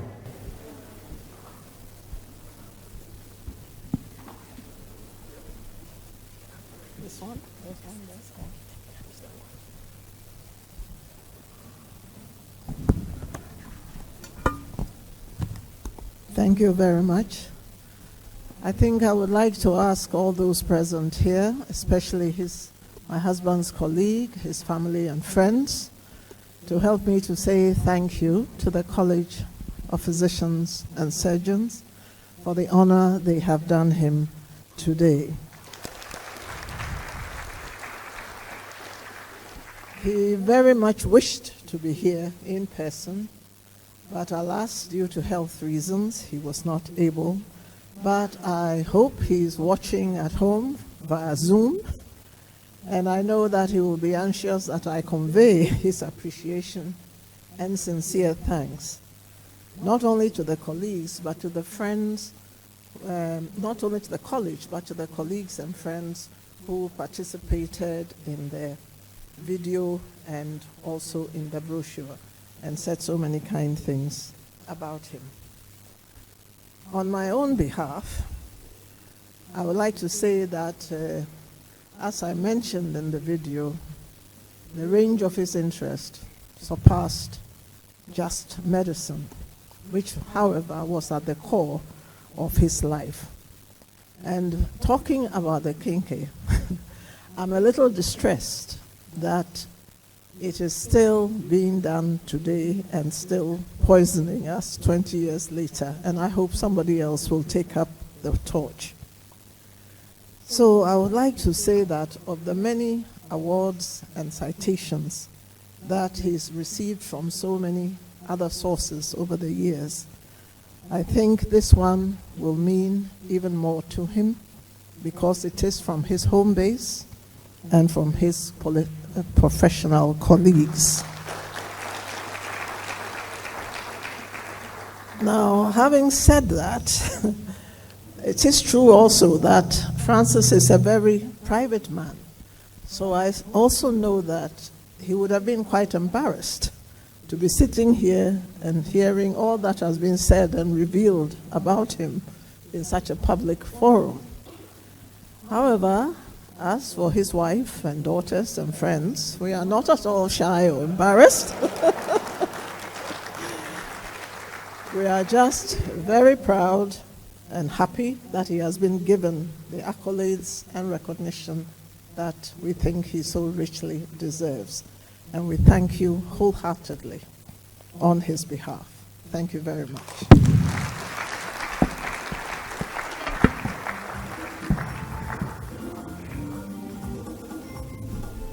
Let's put our hands together once again for Dr. and Mrs. Margaret Nkrumah. Thank you so much for conveying the thoughts of Prof and the family by extension to all of us. Here in our midst, we have Professor Ofori from Noguchi. If you're here, could you please signal Prof. Ofori? Yes, thank you so much for being present. Let's put our hands together for him.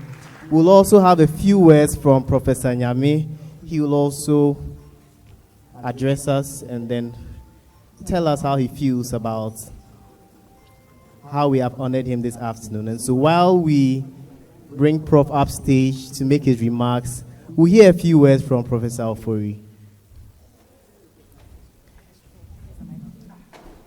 Right, thank you so much. I stand on behalf of the director of the Institute, the current director of the Institute.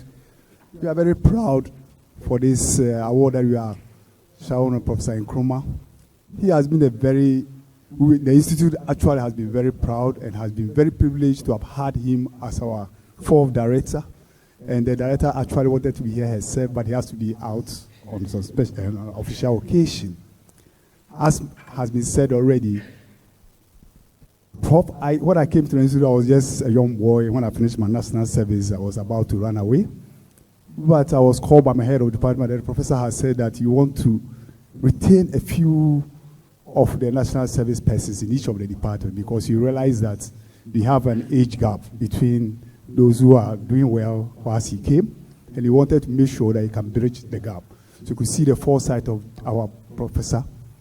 So through him, he really put the institute in a very high pedestal, and we have all seen the good work that he has done over the years, and we have seen how the institute has really gone up there. He was very, very happy about how the institute was going, even though he is not with us now. He was always interested in whatever we do, and he has been very happy to have him. So the institute is really, really, really very happy about the privilege and the things that you have been able to shower on us. And we thank the college for doing this on our behalf, and we are so privileged and happy to do that. Amazing. So these are a few words I can say. Thank you very much. Thank you so much, Prof, for your insightful words. We are grateful. At this point, we'll have Prof address us, and let's pay attention. Thank you. Mr. Chairman, Excellencies, distinguished ladies and gentlemen, it will be remiss of me not to recognize the singular honor done me by the Ghana College of Physicians and Surgeons with the organization of a symposium titled Health Sector Development in Ghana, the Power of Exemplary Leadership. It is not the easiest exercise to get discerning professionals like Ghanaian doctors to select two of their own to honor in this fashion.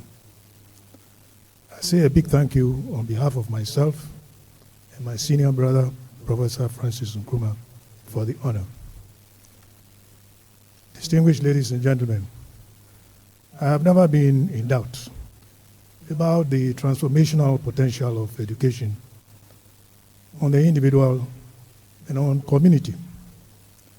My appointment as the first rector of the Ghana College of Physicians and Surgeons, a leadership position in education, was one I would not have changed for any other. I have no experience with leadership as an academic or professional subject. I have no certificate from a course on leadership. My insights and experience on the subject, as requested by the rector asked me to make comments, so you'll have to bear with me. A personal perspective and practice, influenced by historical personalities, their maxims, their aspirations, and their achievements. Brigadier General Francis Frederick Gordon Gagisbeg was a governor of Ghana from 1919 to 1927. According to the historian Professor Adufening, and I quote, "To most Ghanaians, Gagisbeg is easily the most successful governor that ever occupied Christiansburg Castle. He took office with a vision to develop Ghana as a far-off cities of promise, cities of final development, wealth, and happiness." H.B. Goodall, in his book, Beloved Imperialist, states that, and I quote, "Gagisbeg's eventual aim was to liberate the Africans of the Gold Coast colony by education, enabling them to attain a level of civilization equivalent to that of Europeans. He was in no doubt as to their intellectual potential." I see a development agenda here and confidence in the African. What matters in our country, indeed Africa now, is development. The business of Ghana must be development. Gagisbeg's endeavors were in transportation, health, and education. Achimota School was his magnum opus. And for this, he brought on board as principal Reverend A.G. Fraser, described as a fiery, non-conformist Scot. Fraser, a man of strong Christian principles, insisted on the appointment of Dr. J.E.K. Agri from the coast, specifically Anumabo, as assistant principal. Agri's concern was to serve God, country, and the youth. He personified what John Kennedy said of public service, and I quote, "Ask not what your country can do for you, but what you can do for your country."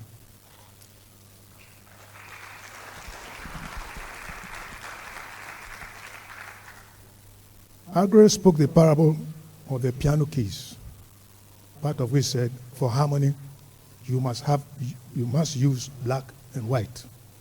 This predates Martin Luther King's black and white sitting side by side at the table of brotherhood. Among Agre's other catchy quotes was, and I quote, "Nothing but the best is good enough for Africa." Ladies and gentlemen, I see in these leaders men of principles, service to mankind, love for all, irrespective of color, race, creed, and social standing. These were men of integrity. In the 1920s, literary associations, social and youth clubs, many of them ethnically based, were formed in Ghana.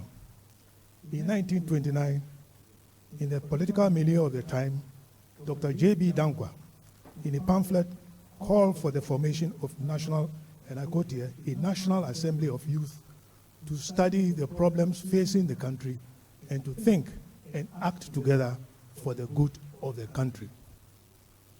Political and some secular matters, ethnic and religious divisions have tectonic fault lines.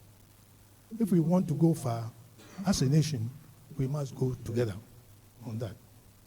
And that high way of progress Gajsbeck spoke of, as one people with a common development agenda. Osajifo Dr. Kwame Nkrumah would declare at the time of Ghana's independence that the black man was capable of running his own affairs. He would later on add that Ghana had to do in a short time what it took the advanced nations centuries to do.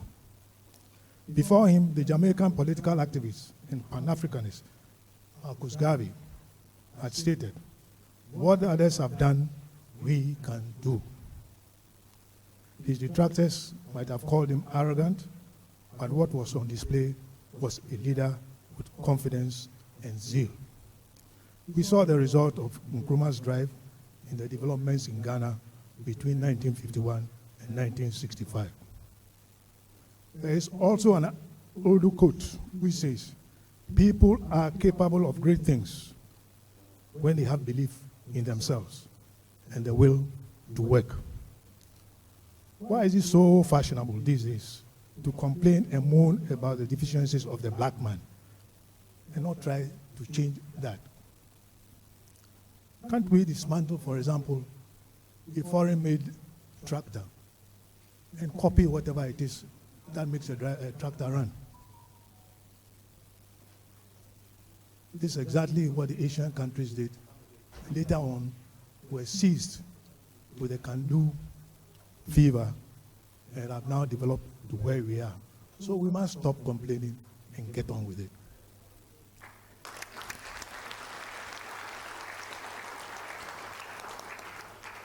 If we don't do that, one day the advanced countries will discover a livable planet somewhere with water and other resources for a good life. They may decide to abandon our planet Earth.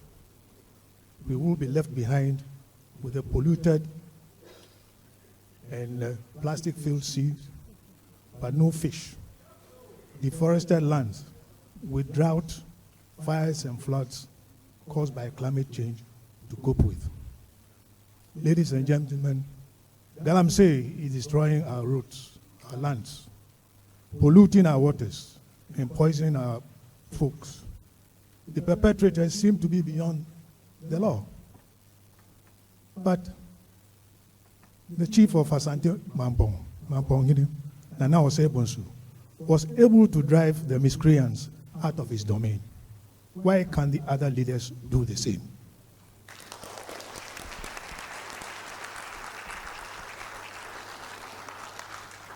A leader must be courageous, and most importantly, must be like Caesar's wife. Ladies and gentlemen, leadership in the modern era will be difficult without formal and even advanced education.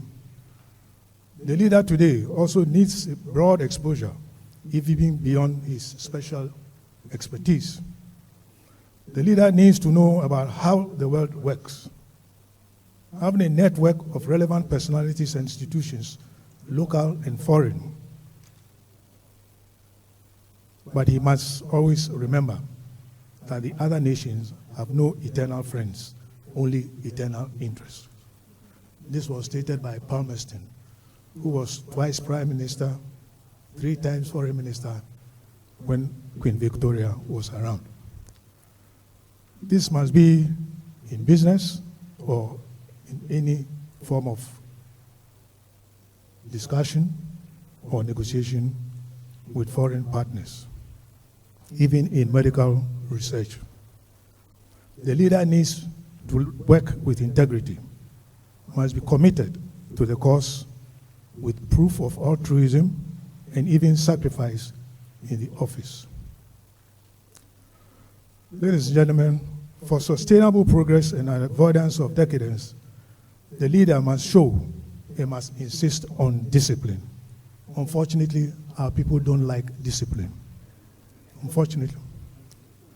To quote Lee Kuan Yew, the architect of Singapore's prosperity, and I quote, "I do not believe that democracy necessarily leads to development.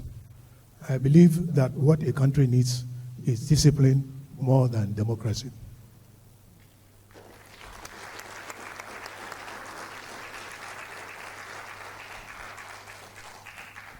The noticeable leader must be competent and is likely to be of a visionary disposition.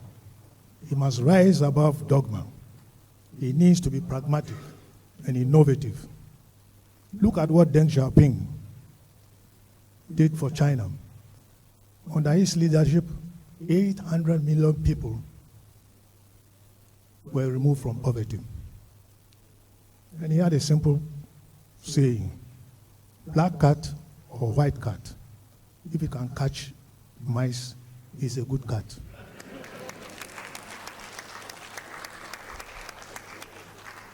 So should we allow so-called ideological stances stand in the way of our development? Ladies and gentlemen, there are dangers, threats, risks to be faced in leadership positions. All too often, personal health is neglected. Sooner or later, the 3 vessels are compromised. Your blood pressure is out of control. Your kidneys suffer. Long time spent sitting at the table will be rewarded with a grotty spine and weakness in the legs. So I advise that give yourself breaks. Eat a balanced diet. Drink lots of water and exercise as often as you can. Leaders take risks outside the boxes of strict legality. Like the parliamentary leadership when they went to buy chairs and furniture from China. For several reasons, a leader does not sit while his house threatens to burn. The leader is exposed to criticism, fair and unfair, rumors of all flavors, some of them contrived for an agenda, but they may cause great pain and discomfiture when untrue. This is what Kwame Nkrumah referred to as ake. Loneliness may be unavoidable at the top. A quote from The Prince by Niccolo Machiavelli, 1513, is relevant. And I quote him, "There is nothing more difficult to carry out or more doubtful of success, nor more dangerous to handle than to initiate a new order of things. For the reformer has enemies in all who profit by the old order, and only lukewarm defenders in all who profit by the new order." A leader convinced of his cause needs to be strong and tenacious. His stance should be no surrender. In our field, of course, or in most other fields, we all have heroes. And I will first mention my own professor, B.O. Shuntokun. He was professor of neurology at the University of Ibadan. He was my mentor. He was a committed research academic, but with very keen interest in his mentees. Shuntokun followed me when I was in Accra. He looked for me to be posted in London. He followed me to Glasgow, visited and made sure I was making progress. I'm stressing here the need for mentoring by our senior colleagues of the juniors. They never forget it. The second one is the venerable Professor C.O. Ismon, who was the first dean of the University of Ghana Medical School. He successfully occupied almost every post in the health sector that a doctor was qualified to occupy, and he did this successfully. But what most people don't know, he was responsible for training most of the specialists who came on deck to start the Ghana Medical School. The third one is Professor Samuel Ofuswama, who was the first chairman of the council of this college. I refer to him as an intellectual dynamite under an ice cap. He was calm, cool, and collected, but he was full of intellectual genius. He encouraged everybody he came in contact with to try and improve themselves.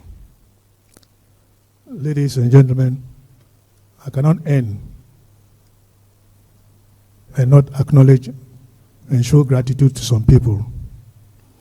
Dr. Richard Anani, Minister of Health, who I think mentioned my name for me to be given the opportunity to work in this college.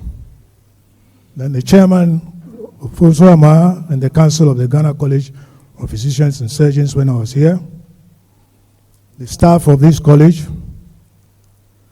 and then the Ministry of Health, the personnel in the Human Resource Department. And I call particularly Dr. Doblo, Dr. Sego, and Fibo Siako, and then the chief directors and the ministers at the time. Those who played a major role include our own Dr. Eunice Brookman himself.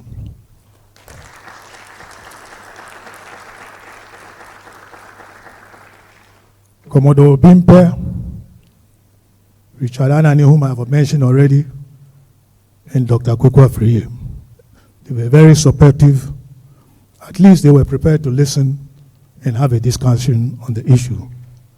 The donor community also helped with money to start the college, particularly the Netherlands, the United Kingdom, and the USA. I need also to thank the organizers of this event. And last but not the least, of course, the attendees. You spent time to be here. And I must refer particularly to my classmates from Achimota School. You can see some of them sitting down here. The people from my Wednesday club. I have a club where I go to drink beer every Wednesday. And my family, of course, who are also here. So thank you very much for your attention. Thank you very much, Professor Paul K. Nyame. Thank you so much, Prof.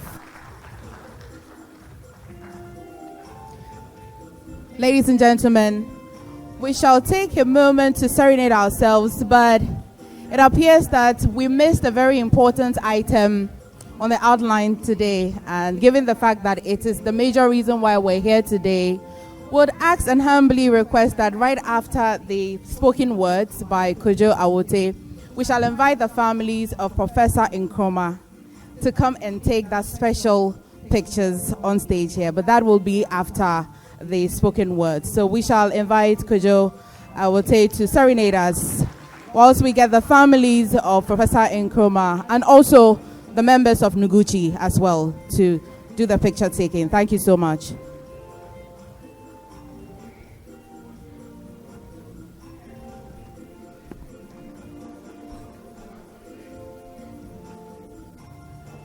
Mic check. Monday, yeah, free and ara. Yamo yebira yeah, free and ara. Can I please make you my choir today? Can we sing together, please? Monday, yeah, free and ara. Monday, yeah, free and ara. Monday, yeah, free and ara. Yamo yebira yeah, free and ara. Mister, Mama metre do re mi fa so. Nemo, metre kwan pa yem fa so. Enye kwan ya de be ko Burkina Faso. Mechiachi amo. Resantene de na kwan ye tenene. Watene tene men sema ma men sem tene. Te mechiachi amo. So me chiachi amo. It is you I greet. My message puts me to my feet. Oh, I've been at his feet. He shared a message so sweet. So to you, I tweet. Once has he spoken, but twice I heard and repeat. Echacha, ejanom, enanom, enienuanom. Renyen kain tete agro. Ti ne wahen yanom. Mi megun sanso mayanom. Nemom. Me want some the dead be to say kubensu Timitre Monje Namonom.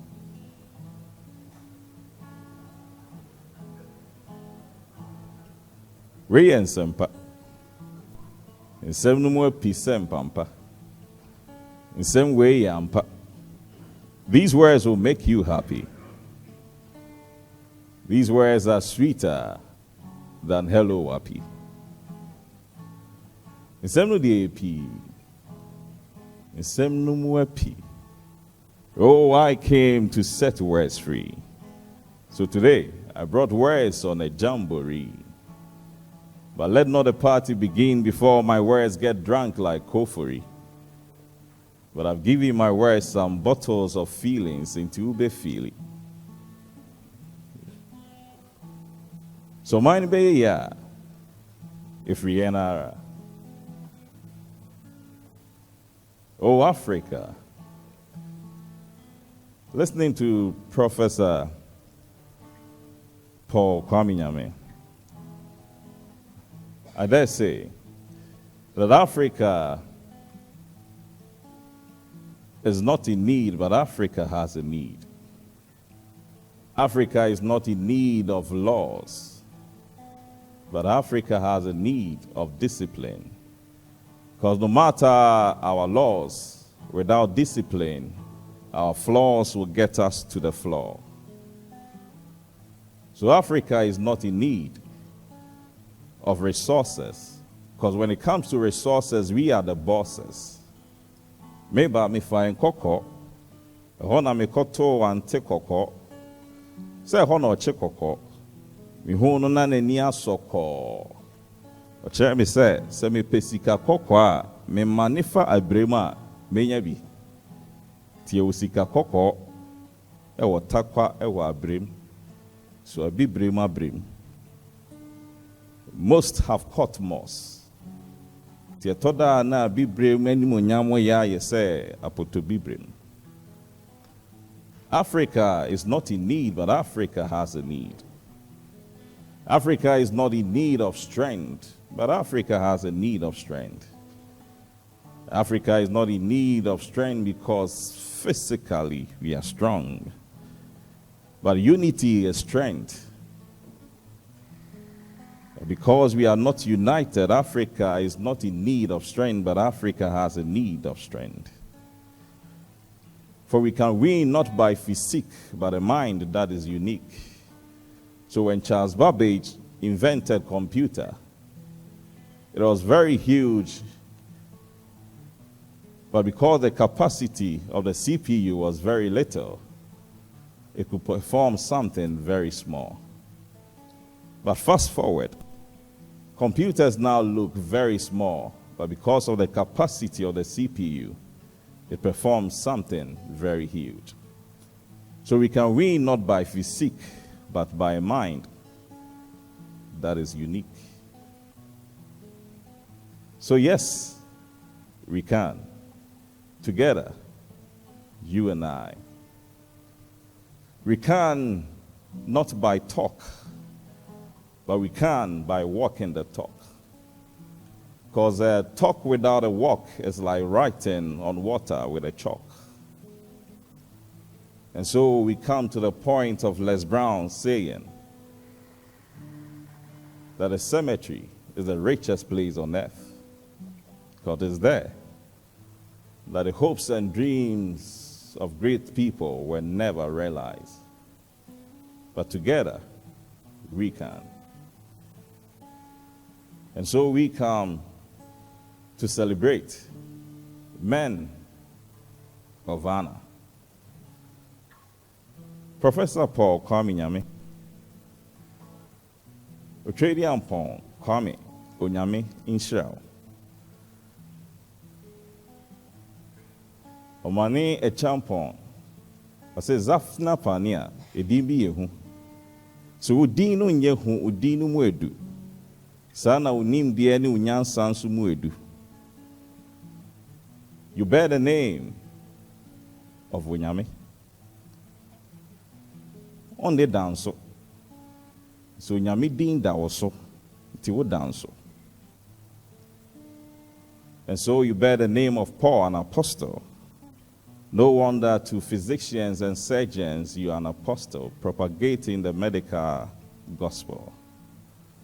As we read through your history, oh, what a beautiful epistle. Yet, you live not in your titles, but your metal. When God sent an angel like you down to earth, you lived your life down to earth. Yamisha. Normal patenting. And so we celebrate Professor Francis Kwesi Nkrumah. Ampa okoton wanoma. Se kaiwa ne kai unim de unyansa ene wonyuma. Indeed, you are the true son of your father. You make his assertion of the black man so fair that the black man is capable of managing his own affairs. Into aye, amanaye fair. See how you rise high, soaring high, like you've got an eagle feathers. But today, the only feather I see is a feather in your cap. Yamin Shamo. Are you cool?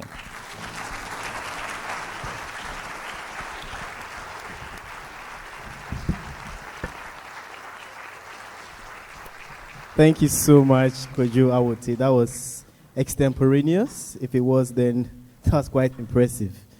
All right, then.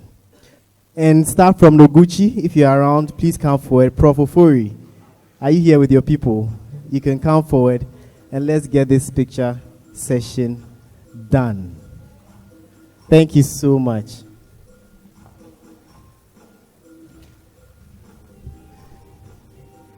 Shall we welcome Dr. Margaret with a round of applause, please. Let's put our hands together for her. She has ably represented the family, and we are so thankful that she's been able to stand in for her husband.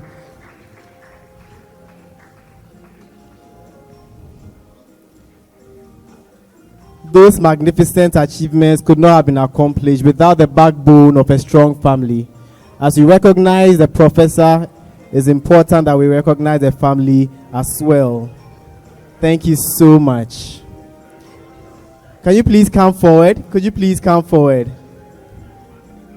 Could you please come forward and shift to the side? And let's capture the moment. Do we have staff of Noguchi here? If you are here, please join in the picture taking. Please join in the picture taking if you are here. Family of Prof. Nkrumah, if you are here, please join. All other family members, thank you so much.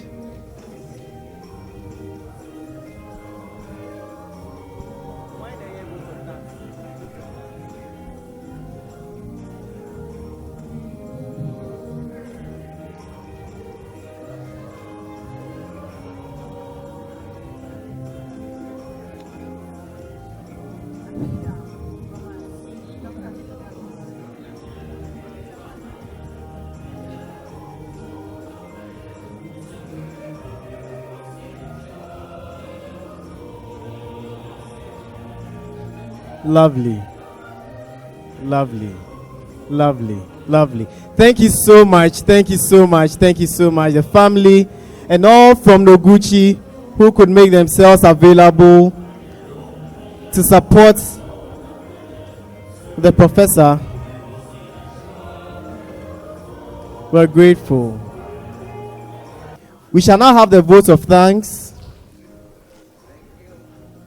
Dr. Amida Rahman, could you please come forward and offer the votes of thanks and express our gratitude to all for supporting this lovely event. Let's put our hands together for Dr. Rahman.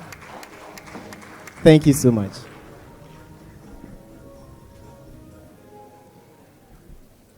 Good evening, ladies and gentlemen. It's with great pleasure that I offer the vote of thanks for this special occasion. Let me first start by thanking the Almighty God for making this program a huge success. Again, since we are here on behalf of our honorees, I would like to thank them, first of all, for their great achievements, and secondly, for being here to grace the occasion. And in the case of Prof. Nkrumah, for sending his able representative here, Dr. Margaret Nkrumah. We are very grateful. Our heartfelt appreciation also goes to the President of the Ghana College of Physicians and Surgeons, the Chairman of the College, the Chairman for this occasion. We are very grateful. To all our distinguished invited guests, we are most grateful. We would like to appreciate every member of faculty here, our fellows, members and residents of the Ghana College of Physicians and Surgeons. Thank you for your participation and for your guidance throughout this program. We can't forget our sponsors. Thank you for coming on board once again. Anytime we call on you, you support us in cash and kind. We hope this partnership continues. Thank you very much. We are also grateful to the media for covering this event. Indeed, the whole world must hear about our great professors. To all our visitors who traveled far and near, we are very grateful. And we wish you all safe journey back to your various destinations. To everybody who has joined us here today, we say thank you. A large number of people are have also joined us online. We thank you all for your participation, participation in this program. To my colleagues, members of the organizing committee, I say thank you. We have put in a lot of work. We've done this over the last few months, and I'm very happy we've seen today. Thank you, thank you, thank you. God bless you. Have a good evening. Thank you so much, Dr. Rahman. Thank you so much. Let's put our hands together for Dr. Rahman. We're grateful. I'd like to also say thank you very much to the MC who's done an amazing job. He has really presided over the event wonderfully. The MC is I myself. Let's put our hands together for me myself. And MFA Aditi, she's been my co-MC. We really enjoyed our time with you. In keeping with the way we began the program, having remarks from the chairman, it's only appropriate that we have closing remarks from the chairman once again. And so, please help me as we invite Professor Yao Edujemfi as he gives the closing remarks as we bring this event gradually to an end. Let's put our hands together for Prof.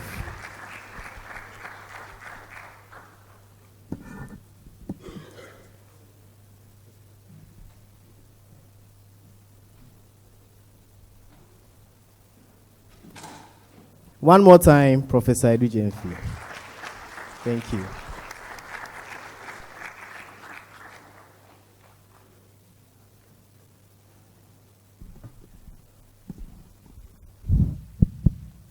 I thought I was coming to say the closing prayer because the vote of thanks has been done already. But regardless, I would like to think that we've all enjoyed this evening immensely. The documentaries really revealed a lot. I mean, things I had forgotten all came back. I enjoyed it. And I enjoyed the remarks by Dr. Margaret Nkrumah about my boss. And of course, I will not say much about you, but maybe it's worth remarking that you and your husband were on opposite sides of history, but unity prevailed and is redounded to our good. Thank you for your patience and being behind the man and helping him achieve this worthy legacy. I enjoyed Professor Nyame's history and lecture. I think it was worth it. But I would have wished that we had a whole lot of younger people here to listen and take some nuggets out of all of it.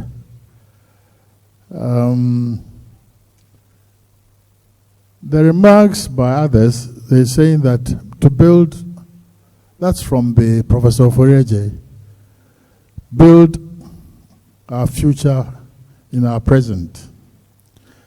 I'm not a poet, but somebody once said that time past and time future are both contained in time present. And you reflected that. These two leaders, of course, from all that we've seen, have exemplified that. They came, they saw, they conquered, but they meant it. And we still live in their present because a whole lot of things they did are still flourishing, and we are enjoying.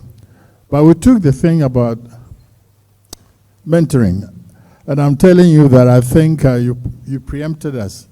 The college has already taken that on board, and Prof. Nyame will attest to that we are working feverishly on a succession plan that, as you quite rightly pointed out, maybe it should be devolved to the activities of the academic board for them to think through further. But it's worth a point worth taking, thinking about. Otherwise, I would like to thank all of you for being here. Some of my very senior friends, I think I noticed some of them came in late. Nana Susubribi, Krobia Asante. And Professor Akila Pasoya. He came and sat down quietly, not making any noise. And my old friend and teacher, Dr. Kumar, I'd like to acknowledge you.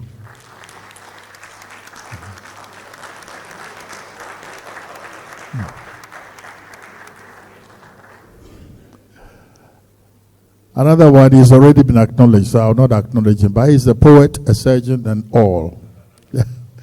So thank you very much. I don't have much to add. Time is fast spent and well spent.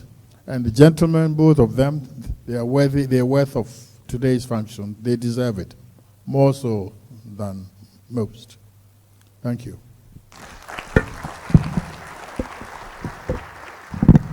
Thank you so much, Prof. Let's put our hands together once again for Prof. So on that note, we bring our program to an end. Once again, congratulations to our laureates, Prof. Nkrumah, Prof. Nyame. And thank you all for making yourselves available to celebrate with us and to recognize the achievements of our laureates this afternoon. It's now time for our closing prayer, and we'll invite Dr. Mana to offer the closing prayer.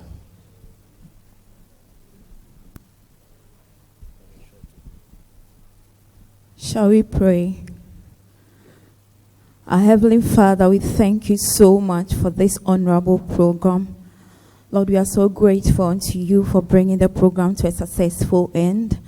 We pray that as we leave this auditorium, we are not leaving your presence. We pray that, Lord, your presence will continue to be with us.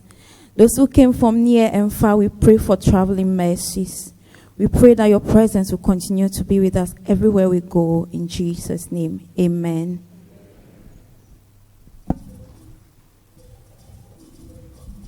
Thank you all for coming. Have a safe return to your homes.